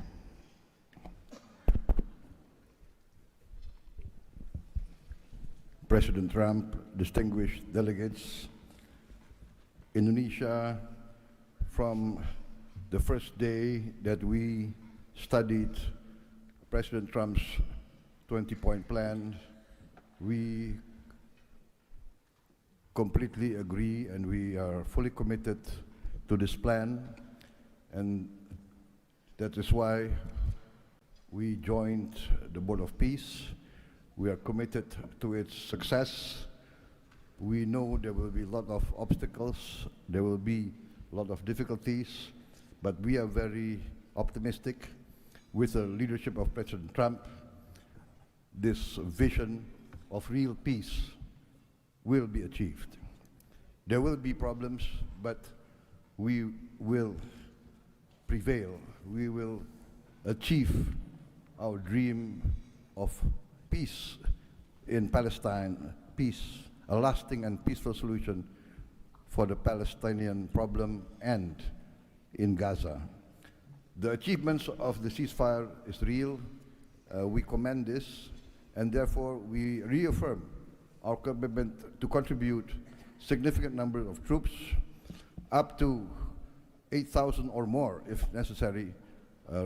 We are prepared to contribute the troops to take part actively in the international stabilization force to make this peace work. Thank you very much.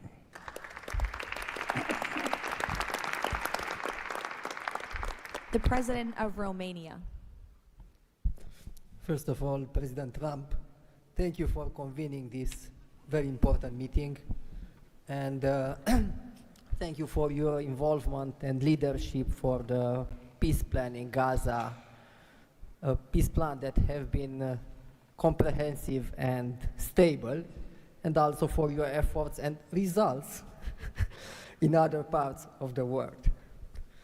I think everyone desires peace, stability, prosperity in Gaza, but the question is how to act for, and it's why this meeting and this format is important.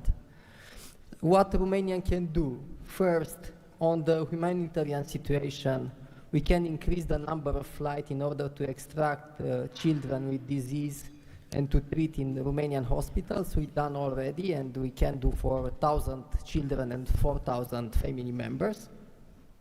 Secondly, we had a good expertise in emergency response system like ambulance, fire systems, and we can help in order to rebuild that system, and we can donate some equipment.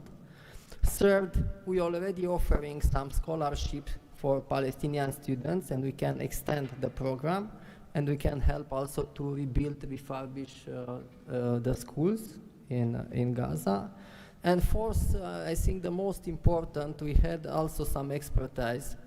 We can help to rebuild the institutions, like police, like justice, like public administration. We have done that in other parts of the world, so we have some expertise. We can contribute with experts, with trainers, and also it's important to say that we have traditionally good relation with Jewish people and with the Palestinian people, so it will help. So we can count on us. Thank you.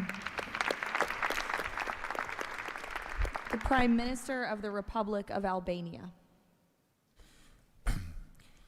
Thank you for inviting me to be part of this journey, Mr. President. The fully aligned bipartisan vote of support this initiative received in our parliament speaks for itself about how honored Albania is to be a founding member of this new organization. Many in Europe say the Board of Peace is meant to substitute the United Nations. It does not look to me like an attempt to replace the UN, but if it helps shake that agonizing giant and inshallah wake it up, then God bless the Board of Peace. Mr. President, we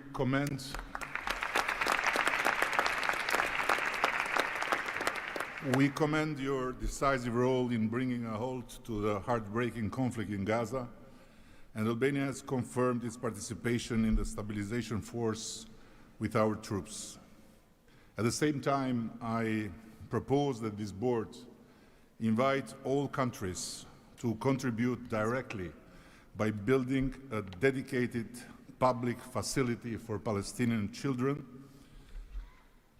and in doing so, the world would help the children of Gaza, who are the most innocent, hostages of the lunacy of Hamas, to grow within the tangible presence of the largest chain of hands humanity has ever joined together. By not only putting the money, but bringing their own architects in this, so the world will transform an wound of history into an oasis of hope, where compassion takes concrete form and the future is shaped around those who deserve it most, the next generations of Palestinians. Albania will be privileged to stand in that chain. Allow me very briefly to draw your attention to another open conflict closer to home, where President Trump's leadership during his first term brought Kosovo and Serbia closer than ever to a final peace agreement. The president of Kosovo was then brutally prevented from traveling to the White House to sign that agreement in the presence of President Trump. And this was the doing of the very same Sicario prosecutor that went after President Trump himself, and for that became worldwide famous.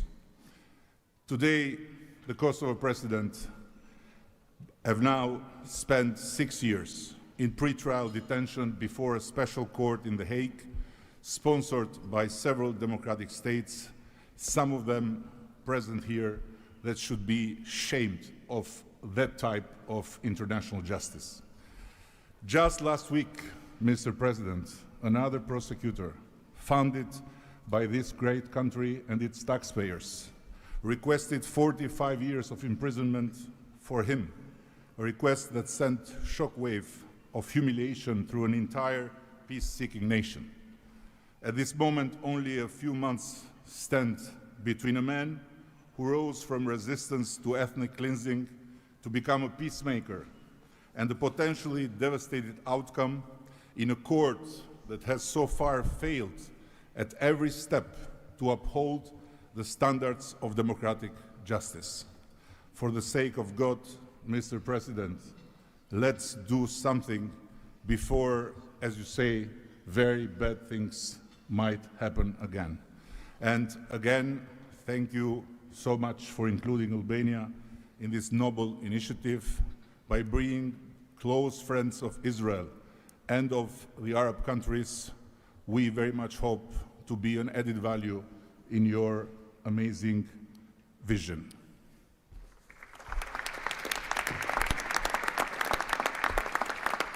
Next, the Prime Minister of Egypt.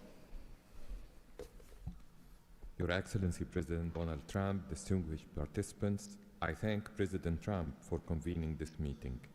His Excellency's direct involvement and commitment to promoting peace in the region has been instrumental in achieving an end to the conflict in Gaza, which was previously considered unattainable.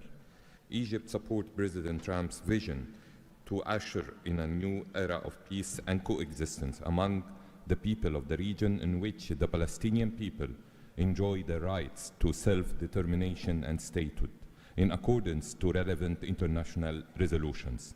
Egypt also appreciates President Trump's firm position on rejecting the annexation of the West Bank. Egypt supports the mandate of the Board of Peace as a principal framework for governing the transitional period in Gaza.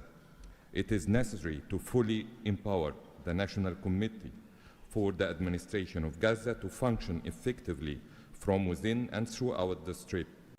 Also, preserving the institutional and geographical link between the West Bank and Gaza is vital for the Palestinian Authority to eventually resume its role in Gaza. Within the framework of Egypt's support to President Trump's plan, Egypt will continue its effort to train Palestinian police personnel to maintain security within the Strip. Egypt values President Trump's position rejecting the deportation of the Palestinian people from Gaza as reflected in the 20 points plan, and stresses the importance of initiating early recovery projects in the whole of the Strip in a manner that preserves its geographic unity. Let us consider today's meeting as an initial step in advancing these objectives. Again, thank you, Your Excellency President Trump. Thank you. The Prime Minister of the State of Qatar. Thank you. Mr. President, distinguished members of the Board of Peace, thank you for convening this meeting under the banner of peace. Qatar reaffirms its commitment to the Board of Peace as it was committed to the very first day of the mediation efforts. From that day until the end, when we have witnessed in that historical moment in Sharm el-Sheikh the signing of this agreement together with our partners. For decades, this conflict has burdened our region and the world, and our responsibility remains to achieve a just and lasting resolution. The board, under the President Trump leadership, will advance the full implementation of the 20 points plan without delay, ensuring fairness and justice for both Palestinians and Israelis. In this spirit, Qatar pledges $1 billion in support to the board mission aimed at reaching a final resolution that fulfills Palestinian aspiration for the statehood and recognition, and the Israeli aspiration for security and integration. We will also continue our humanitarian coordination together with our UN partners and the Board of Peace. Thank you very much. Thank you. The Deputy Prime Minister and Foreign Minister of the UAE. Mr. President, thank you for gathering us today. I really hope that the beginning of Ramadan will give us all guidance towards peace, coexistence, and living in prosperity with each other. Mr. President, just over 5 years ago, you, with your friend, my president, Sheikh Mohammed, and the Prime Minister of Israel, launched the Abrahamic Accords. And since then, we've managed not only to work with you, with Israel, towards a better future for the region, but even when October 7th took place, the UAE managed to work with Israel in providing, since the war started, almost $3 billion of assistance to the Palestinian people in Gaza. Today, Mr. President, the UAE announces a further $1.2 billion for supporting Gaza through the Board of Peace, which I'm delighted that I've been working with so many friends like Steve and Jared, Secretary Rubio, who's been so inspiring in so many other ways, on so many other fronts, and looking forward working with him for in the future. And Mr. President, if it wasn't for your support, I think this board would not have been gathered. We would not have had the meeting in New York to end this war, when you gathered 8 leaders of the region to end this war. So, Mr. President, during Ramadan, we pray for your success. Thank you. Thank you. The Minister of Foreign Affairs of the Kingdom of Morocco. Thank you. Mr. President, His Majesty King Mohammed VI welcomes and supports your vision and leadership to foster peace and prosperity around the world, and in particular in the Middle East. Thanks to your peace plan for Gaza, a ceasefire was achieved, a tragic war was ended, lives were saved, and a pragmatic and forward-looking approach to rebuild Gaza was crafted. Today, as a committed founding member of the Board of Peace and upon instructions of His Majesty King Mohammed VI, Morocco is pledging the following in honor of the President Trump's visionary peacemaking. 1, Morocco has already made the first ever financial contribution to the Board of Peace. 2, Morocco is ready to deploy police officers and train policemen from Gaza. 3, Morocco will deploy a high-ranking military officers to ISF Joint Military Command.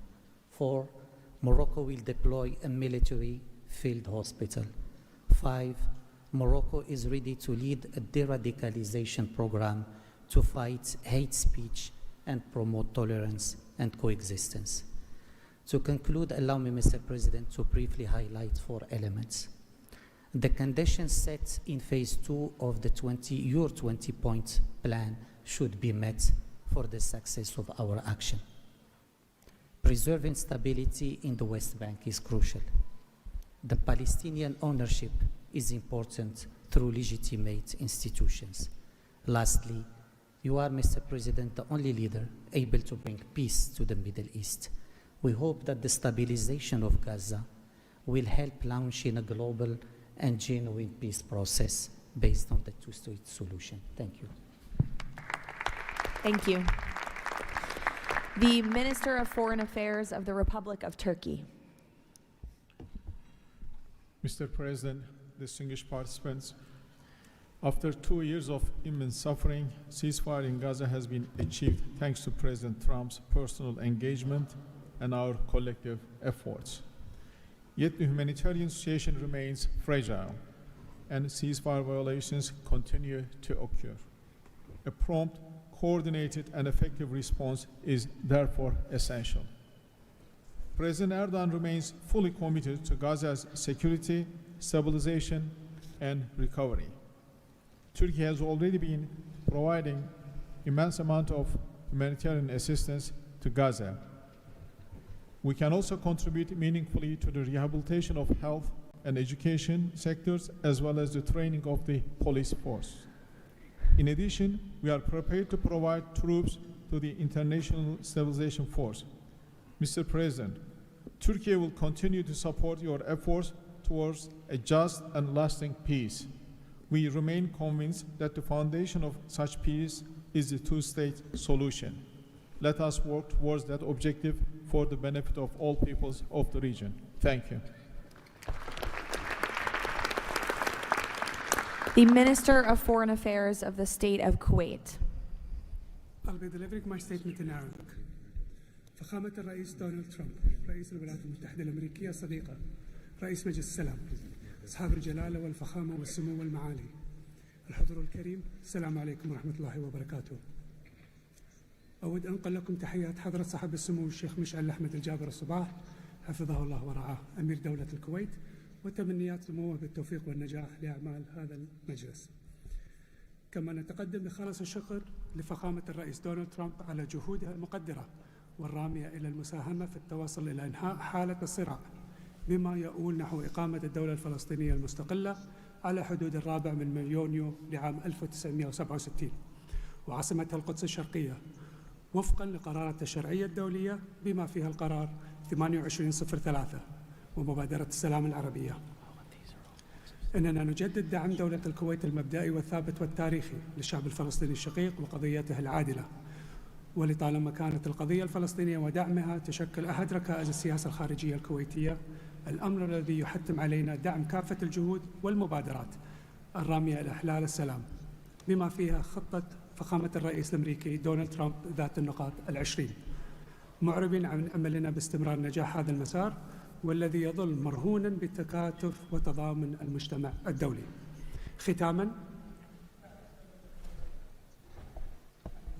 مالية بقيمة $1 مليار أمريكي على مدى السنوات القادمة دعما لجهود مجلس السلام وتأكيدا على التزام دولة الكويت الثابت بدعم كل مسعى يهدف إلى رفع المعاناة عن الشعب الفلسطيني الشقيق وتحقيق الأمن والاستقرار في غزة. والسلام عليكم ورحمة الله وبركاته. Thank you. The Minister of State for Foreign Affairs of the Kingdom of Saudi Arabia. Thank you, Mr. President, distinguished members of the board, distinguished guests. It is a pleasure to be here with you as we embark on a journey towards establishing a lasting and just peace in the Middle East, a peace that results in 2 states, Israel and Palestine, living side by side in peace and security, a peace that results in transforming our region from death and destruction to hope and prosperity by integrating the region, bringing together its resources and unleashing its potential. The Kingdom of Saudi Arabia, Mr. President, has been seeking peace and justice in the Middle East since for a very long time. In 1981, King Fahd offered the 8-point plan, which was adopted by the Arab world at the summit in Fez. that essentially established or reconfirmed the notion of land for peace. In 2002, Saudi Arabia, the late King Abdullah, launched the Arab Peace Initiative, which was adopted by the Arab world unanimously, as well as by the Islamic world. Today, the custodian of the two holy mosques, King Salman bin Abdulaziz, and His Royal Highness Crown Prince Prime Minister Mohammed bin Salman are working towards realizing a vision for peace and prosperity and security and integration in our region. So, Mr. President, we look forward to working with the Board of Peace to establish this noble objective, and I'm pleased to announce that King Mr. Adbeba will pledge $1 billion over the next few years in order to achieve this objective, to work towards alleviating the suffering of our Palestinian brothers and bring them the peace that they and the whole region so desperately desires. So thank you very much and good luck to all of us. Wassalamu alaikum wa rahmatullah. I know there were a few more leaders who wanted to quickly share a few words, so we will go to the President of the Argentine Republic, Milei. Señor Presidente, distinguidos miembros del Board of Peace, la nueva Argentina ha adoptado una posición clara en política exterior. Defendemos de forma inclaudicable el derecho a la vida, la libertad y la propiedad y sus instituciones derivadas, la igualdad ante la ley, la libertad de expresión y el libre comercio. La defensa de esos derechos no es negociable, es un prerequisito para la paz. Pero no todos los actores internacionales juegan con las mismas reglas. Hay quienes rechazan esos derechos, los pisotean y se benefician de lo que los demás respeten. Frente a ellos, la buena voluntad no alcanza. Necesitamos instituciones con voluntad y capacidad de hacer valer las reglas. La paz duradera no se construye sobre consensos que ceden en lo fundamental. Se construye sobre la determinación de defenderlo, si vis pacem para bellum. La Argentina participa de este Consejo con la convicción de que la paz exige decisión política y una arquitectura institucional capaz de sostener soluciones reales en el tiempo. El presidente Trump ha predicado con el ejemplo, mediando el acuerdo de paz en Gaza, acuerdo que luego ratificó la resolución 2803 del Consejo de Seguridad de las Naciones Unidas. El Consejo de la Paz nace como expresión de ese liderazgo, con el mandato de ejecutar un plan de pacificación y reconstrucción y los mecanismos para hacerlo, entre ellos una fuerza internacional de estabilización. En esta etapa inicial, Argentina está lista para contribuir. Ponemos a disposición la colaboración de nuestros cascos blancos. Nuestra trayectoria en operaciones de paz es un capital probado que ponemos al servicio de la fuerza de estabilización. Creemos en una diplomacia que asume riesgos para alcanzar la paz. Creemos en el liderazgo que enfrenta desafíos complejos con determinación, como el del presidente Trump. Y creemos que la única paz que vale la pena construir es la que descansa sobre los derechos innegociables del hombre. El Consejo de la Paz ofrece un marco para avanzar en esa dirección. La Argentina lo respalda. Muchas gracias. Thank you. The Prime Minister of Hungary, Mr. Orbán. Dear Mr. President, Excellencies, dear colleagues, first of all, let me express the appreciation of the Hungarian people to President Trump for his tireless peace efforts all around the world. Hungary is the only country to be represented here on the highest level among the founding members from the European Union. I represent a country which has been living in the neighborhood of a brutal war for the last 4 years. We all know this war would not have broken out if President Trump had been in office at that time. However, President Trump's return to office offers a great chance to multiply the peace efforts not only in Gaza, but in Ukraine as well. We in Europe understand clearly that the security situation in the Middle East, and especially in Gaza, has a significant impact on the security of Europe. Therefore, our participation in the Board of Peace is not only based on principle, but also on our own security interest. Let me also share with you that there is serious talks going on in Europe about the Board of Peace and its future role. We understand that during the recent decades, international organizations have failed to fulfill their role to preserve peace and stability worldwide. Therefore, new initiatives are needed to bring forward the issue of peace globally. We are sure that President Trump's initiative to establish the Board of Peace is such a step to the right direction. President, we are proud to be among the founding members, and we are happy to be in such a great company. Thank you very much. Thank you. President Peña of Paraguay, who tapped my shoulder, wants to say a few words. Yes, thank you, Caroline. Thank you, President Trump. Thank you for bringing hope again, President Trump. I think that of the many things that you have achieved in the last 12 months as President of the U.S., I think the greatest thing, and I'm probably the youngest head of state here, is hope, President. We have lost hope about solving problems for many, many decades. A system that was broken, a system that was not able to bring solutions. Now we're seeing that thanks from your leadership, we are solving the issues. I come from a country that 160 years ago faced extinction. We went to a war against our neighbor and we lost 60% of our territory and 90% of the male population. So we know on our own flesh the hardship and all the difficulties of war. That's why Paraguay is so proud to be a founding member of the Board of Peace, and we're here to collaborate. Maybe we are not going to be the country that's going to bring the more money or the more security forces, but I think that there is a lot that all of the countries can bring to the table to solve these issues. Paraguay, together with a handful of countries, have been supporting Israel, and we will continue to do so. But we come here with an open heart to work for peace. And today is Gaza, tomorrow will be another conflict area in the world, but we need to solve each of all these conflicts, and I really appreciate the leadership that you have taken, President. Paraguay stand ready to collaborate next to you. We're going to continue to support the U.S. initiative. Probably the only day that we're not going to be able to support the USA is going to be on June 12th, because Paraguay is going to be facing the U.S. in the World Cup. Thank you very much. Thank you.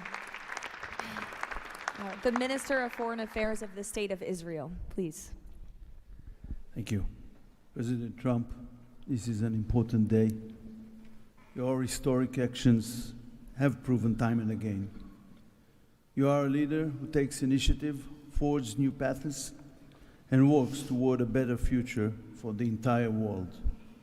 Your visionary leadership, alongside with Prime Minister Netanyahu's resolve, brought all our hostages home from Gaza. Thank you for that. I'm proud to represent here the State of Israel that stood through such a difficult war for 2 years on 7 different fronts, demonstrating resilience and strength. As I stand here, I recall the 925 brave soldiers that gave their lives in a war against pure evil, Hamas, Islamic Jihad, and Hezbollah. These are the best people. To them, we owe our existence and all our achievements. They will not be forgotten. I think of them and their families who paid the heaviest price. Since Hamas violently took over Gaza in 2007, it built the largest terror state in the world with huge terror infrastructure above and below ground. October 7 was the peak of Hamas' ongoing terror campaign through decades. Hamas raped and murdered women, killed children in front of their parents and parents in front of their children, burned whole families alive. That terrible day will not be forgotten, and we must act to ensure it never repeats itself.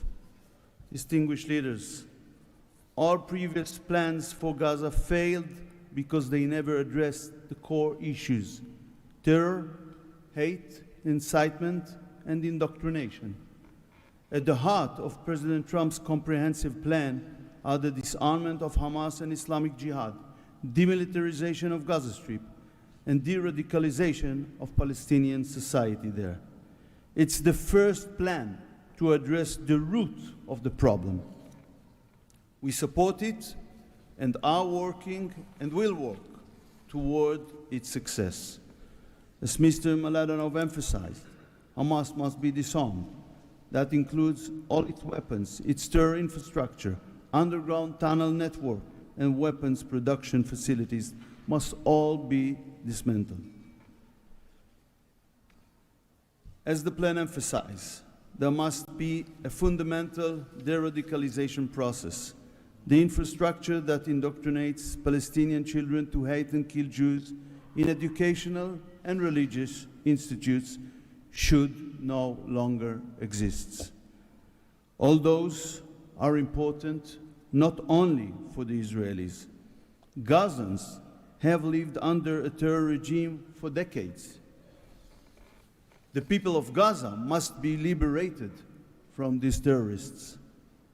I want to make this opportunity to wish Muslims around the world Ramadan Kareem. Distinguished leaders, President Trump's visionary leadership creates, for the first time, an opportunity for a better future.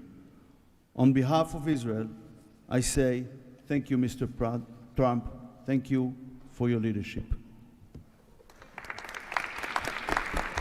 Thank you. Lastly, the Prime Minister of Pakistan.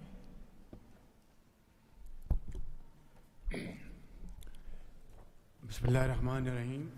Your Excellency, President Donald J. Trump, members of the Board of Peace, distinguished guests, ladies and gentlemen, Assalamu alaikum and a very good morning. It's a great honor, Mr. President, to attend this inaugural Board of Peace meeting in this holy month of Ramadan, and may God reward you and make you successful in your efforts to bring lasting peace in Gaza. Mr. President, we deeply appreciate your unique initiative and your dynamic leadership in advancing peaceful solutions to conflicts across the globe. Your bold diplomacy has surely brought calm to many international serious hotspots. Your timely and very effective intervention to achieve ceasefire between India and Pakistan potentially averted loss of tens of millions of people. You have truly proved to be a man of peace. And let me say, Mr. President, you are truly savior of South Asia. The people of Palestine have long endured illegal occupation and immense suffering.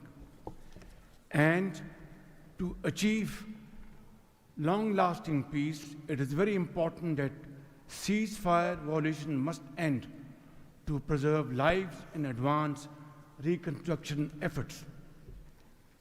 The people of Palestine must exercise full control of their land and their future in line with UN Security Council resolutions. Mr. President, we must work together towards a credible pathway to Palestinian self-determination through the establishment of an independent, sovereign, and contiguous state of Palestine in line with the relevant resolutions.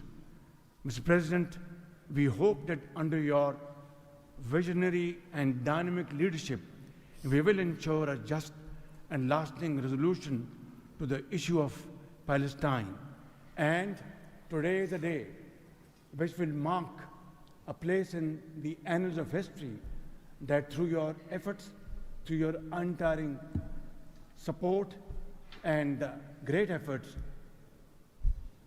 long-lasting peace in Gaza will be achieved, will be your legacy for all time to come. Thank you.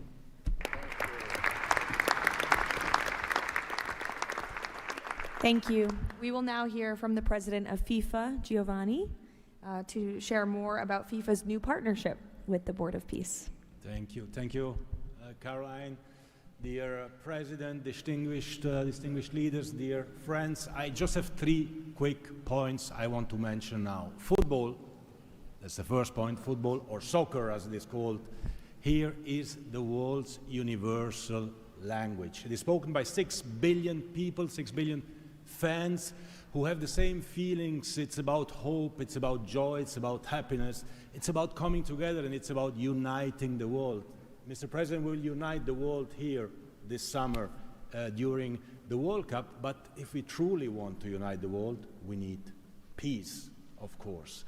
And this brings me to the second point, because today we announce a true partnership between the Board of Peace and FIFA, and I'm very proud and very happy to announce this. After having heard your presentations in Davos, I was feeling that we need to help, we need to do something. Everyone has to support peace. Everyone in this room, Mr. President, everyone outside of this room who would like to be in this room has to support peace as well. We all have to contribute for this, and that's why FIFA wants to contribute, because we don't have to just rebuild houses or schools or hospital or roads. We also have to rebuild and build people, emotion, hope and trust. And this is what football, my sport, is about. And the third point is that, of course, as you all know, images speak louder and better than words. So we prepared a short video, and you can watch this video. I invite you to look at it carefully. Thank you very much. God bless peace, and God bless the Board of Peace. Ramadan Kareem. Thank you.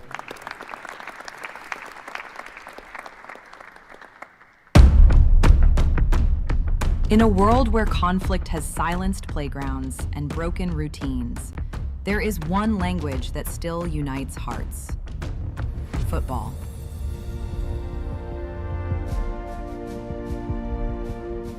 A simple ball, a shared field, a reason to believe again. Today, FIFA and the Board of Peace come together to turn football into a bridge toward peace, dignity, and hope. Through this partnership, a complete football ecosystem will be created. FIFA and the Board of Peace will build football pitches, FIFA arenas, academies, and stadiums. This initiative will support the creation of leagues at youth, amateur, and regional level, strengthening community engagement both on and off the pitch. It will also generate diverse professional opportunities, supporting the development of local talent not only on the field, but across all areas that bring football to life. Football does more than create players and coaches. It rebuilds confidence, restores routine, reopens doors to education, teamwork, and belonging. Local communities take the lead. Parents, teachers, volunteers, youth leaders, all becoming part of a shared mission to heal, to rebuild, to move forward together. Around every pitch, new emotions and long-lasting memories emerge. Community matches, fan gatherings, youth education, and sport programs. New job opportunities appear to become coaches, players, sport doctors, administrators, events organizers. We will create football ecosystem with thousands of people to be involved and engaged constantly. Together, FIFA and the Board of Peace will build, in Gaza, 50 FIFA arena mini pitches, with a cost of around $50,000 per unit. This represents a $2.5 million investment. 5 full-size pitches in 5 different districts, at around $1 million per pitch. A FIFA academy with an estimated investment of $15 million. And a national stadium for 20,000 to 25,000 spectators, valued at around $50 million. These investments will create a complete football ecosystem designed to support communities and future generations. FIFA and the Board of Peace, united for football, committed to peace.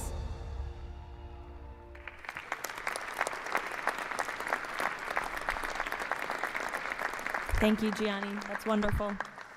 In advance of today's meeting, members of the Board of Peace were asked to vote on a resolution establishing the principles of financial integrity and transparency that will guide the board's work, and that resolution has passed unanimously. So now President Trump, as chairman of the board, will sign the resolution in the presence of a quorum of the board.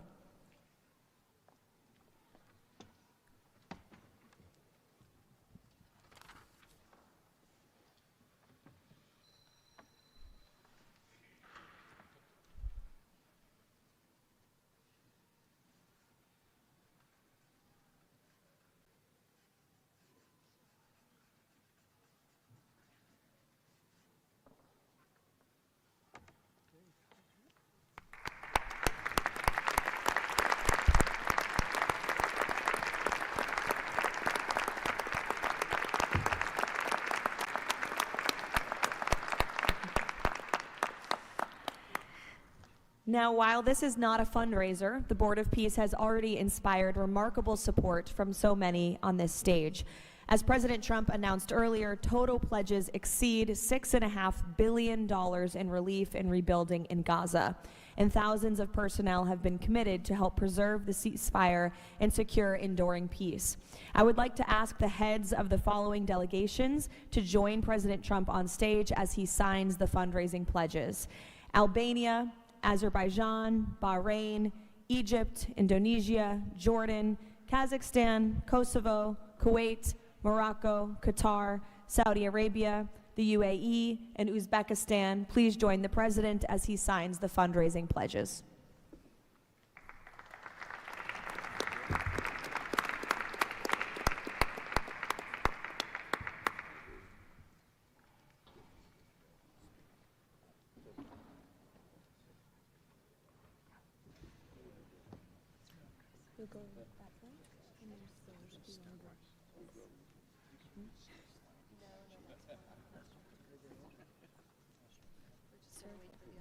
You'll go this way.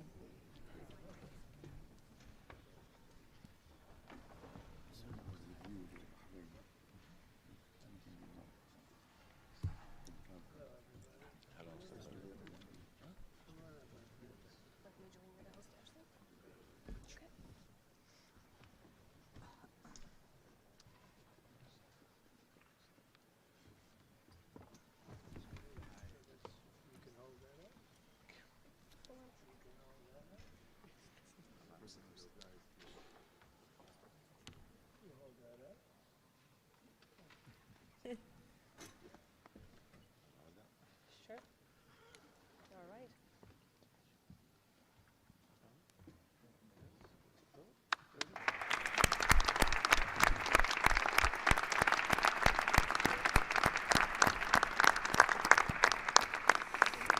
Congratulations. Now, President Trump, if you would like to say a few words to conclude, and then you have the honor of gaveling out the first ever Board of Peace meeting. Well, thank you very much, Caroline. And I will say that this has been, I think, will maybe be one of, if not the most important day of our careers. And we've had some pretty good careers up here, but this is something very special. And we're going to straighten out Gaza. We're going to make Gaza very successful and safe. And we're also going to maybe take it a step further where we see hotspots around the world. We can probably do that very easily. This is a tremendous group of powerful people and brilliant people. And I think that we can do things that a lot of other people would not be able to even conceive of or think of. We will help Gaza. We will straighten it out. We will make it successful. We will make it peaceful. And we will do things like that in other spots. Spots will come up. Things will happen that nobody's even thinking about now and not even conceivable. But we will take care of a lot of things, and we'll work again with the United Nations and bring it back to health. It needs help.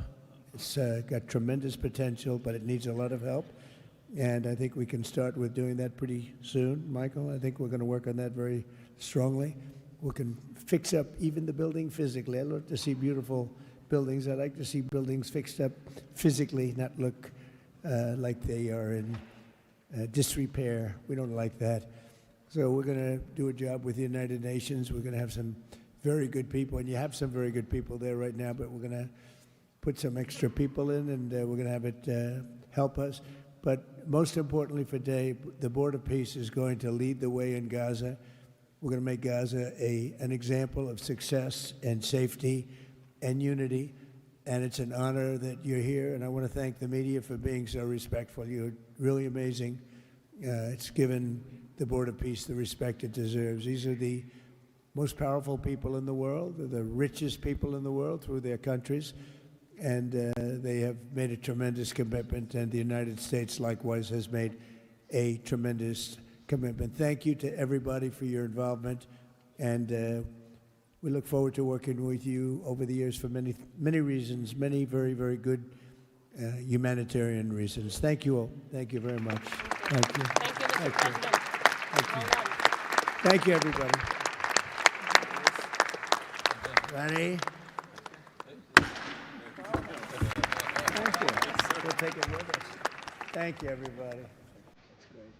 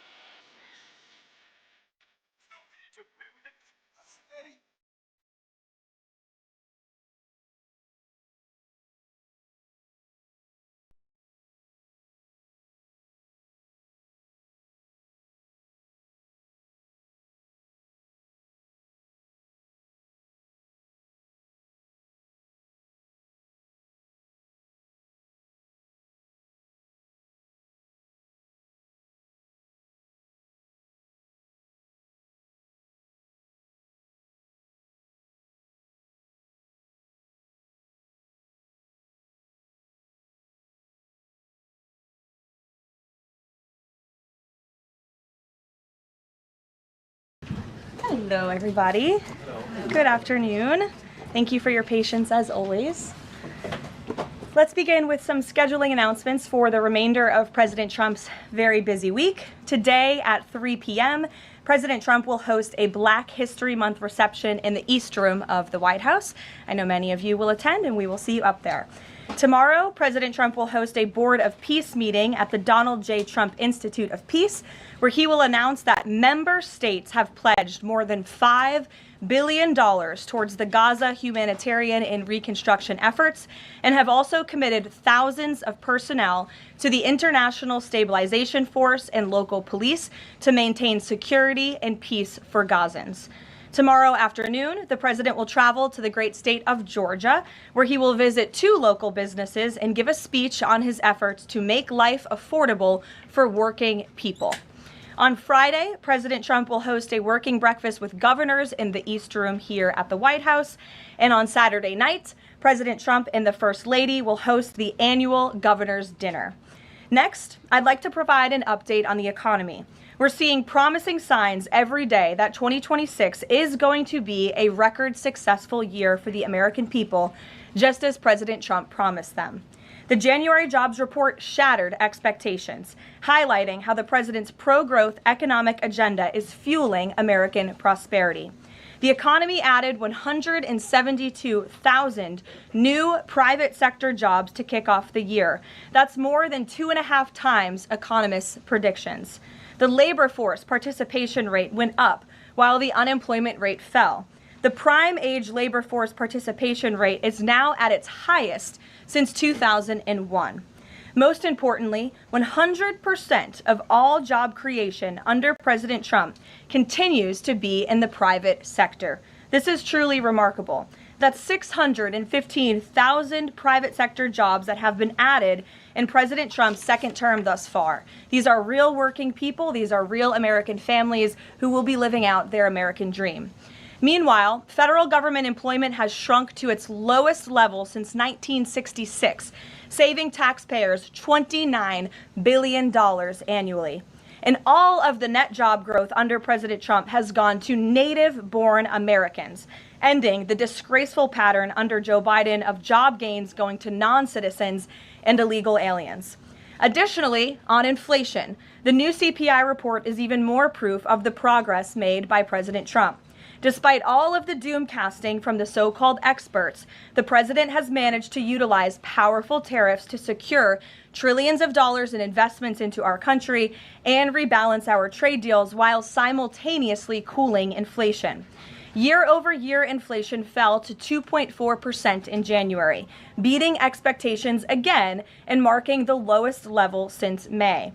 Core inflation, the best measure of inflation, dropped to its lowest level in nearly 5 years. Meanwhile, real average hourly earnings for all private sector workers rose in the month of January, which means more money is going back directly into people's pockets.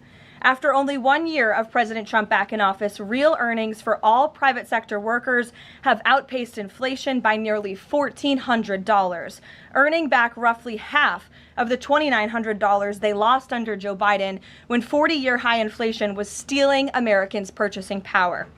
President Trump's policies are and will continue to allow Americans' incomes to go further for bills, retirement, and achieving the American dream.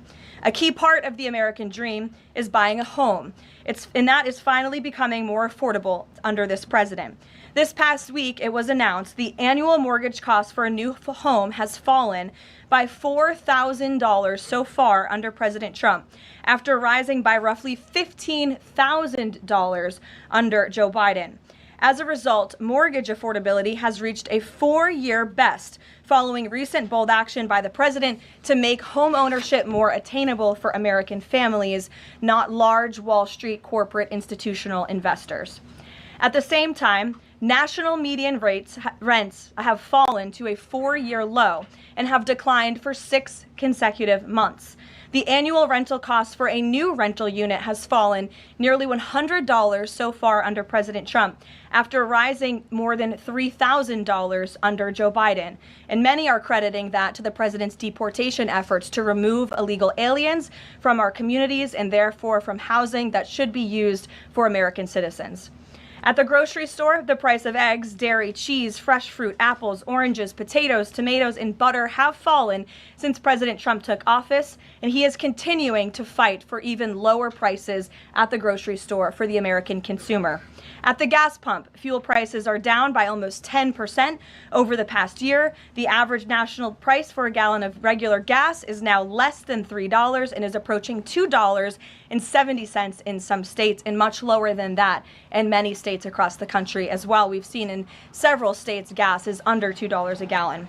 And at the pharmacy, prescription drug prices are down over the past year, with even more price relief ahead for American patients, thanks to President Trump's most favored nation drug pricing deals and the great health care plan, which he is calling on Congress to pass as soon as possible.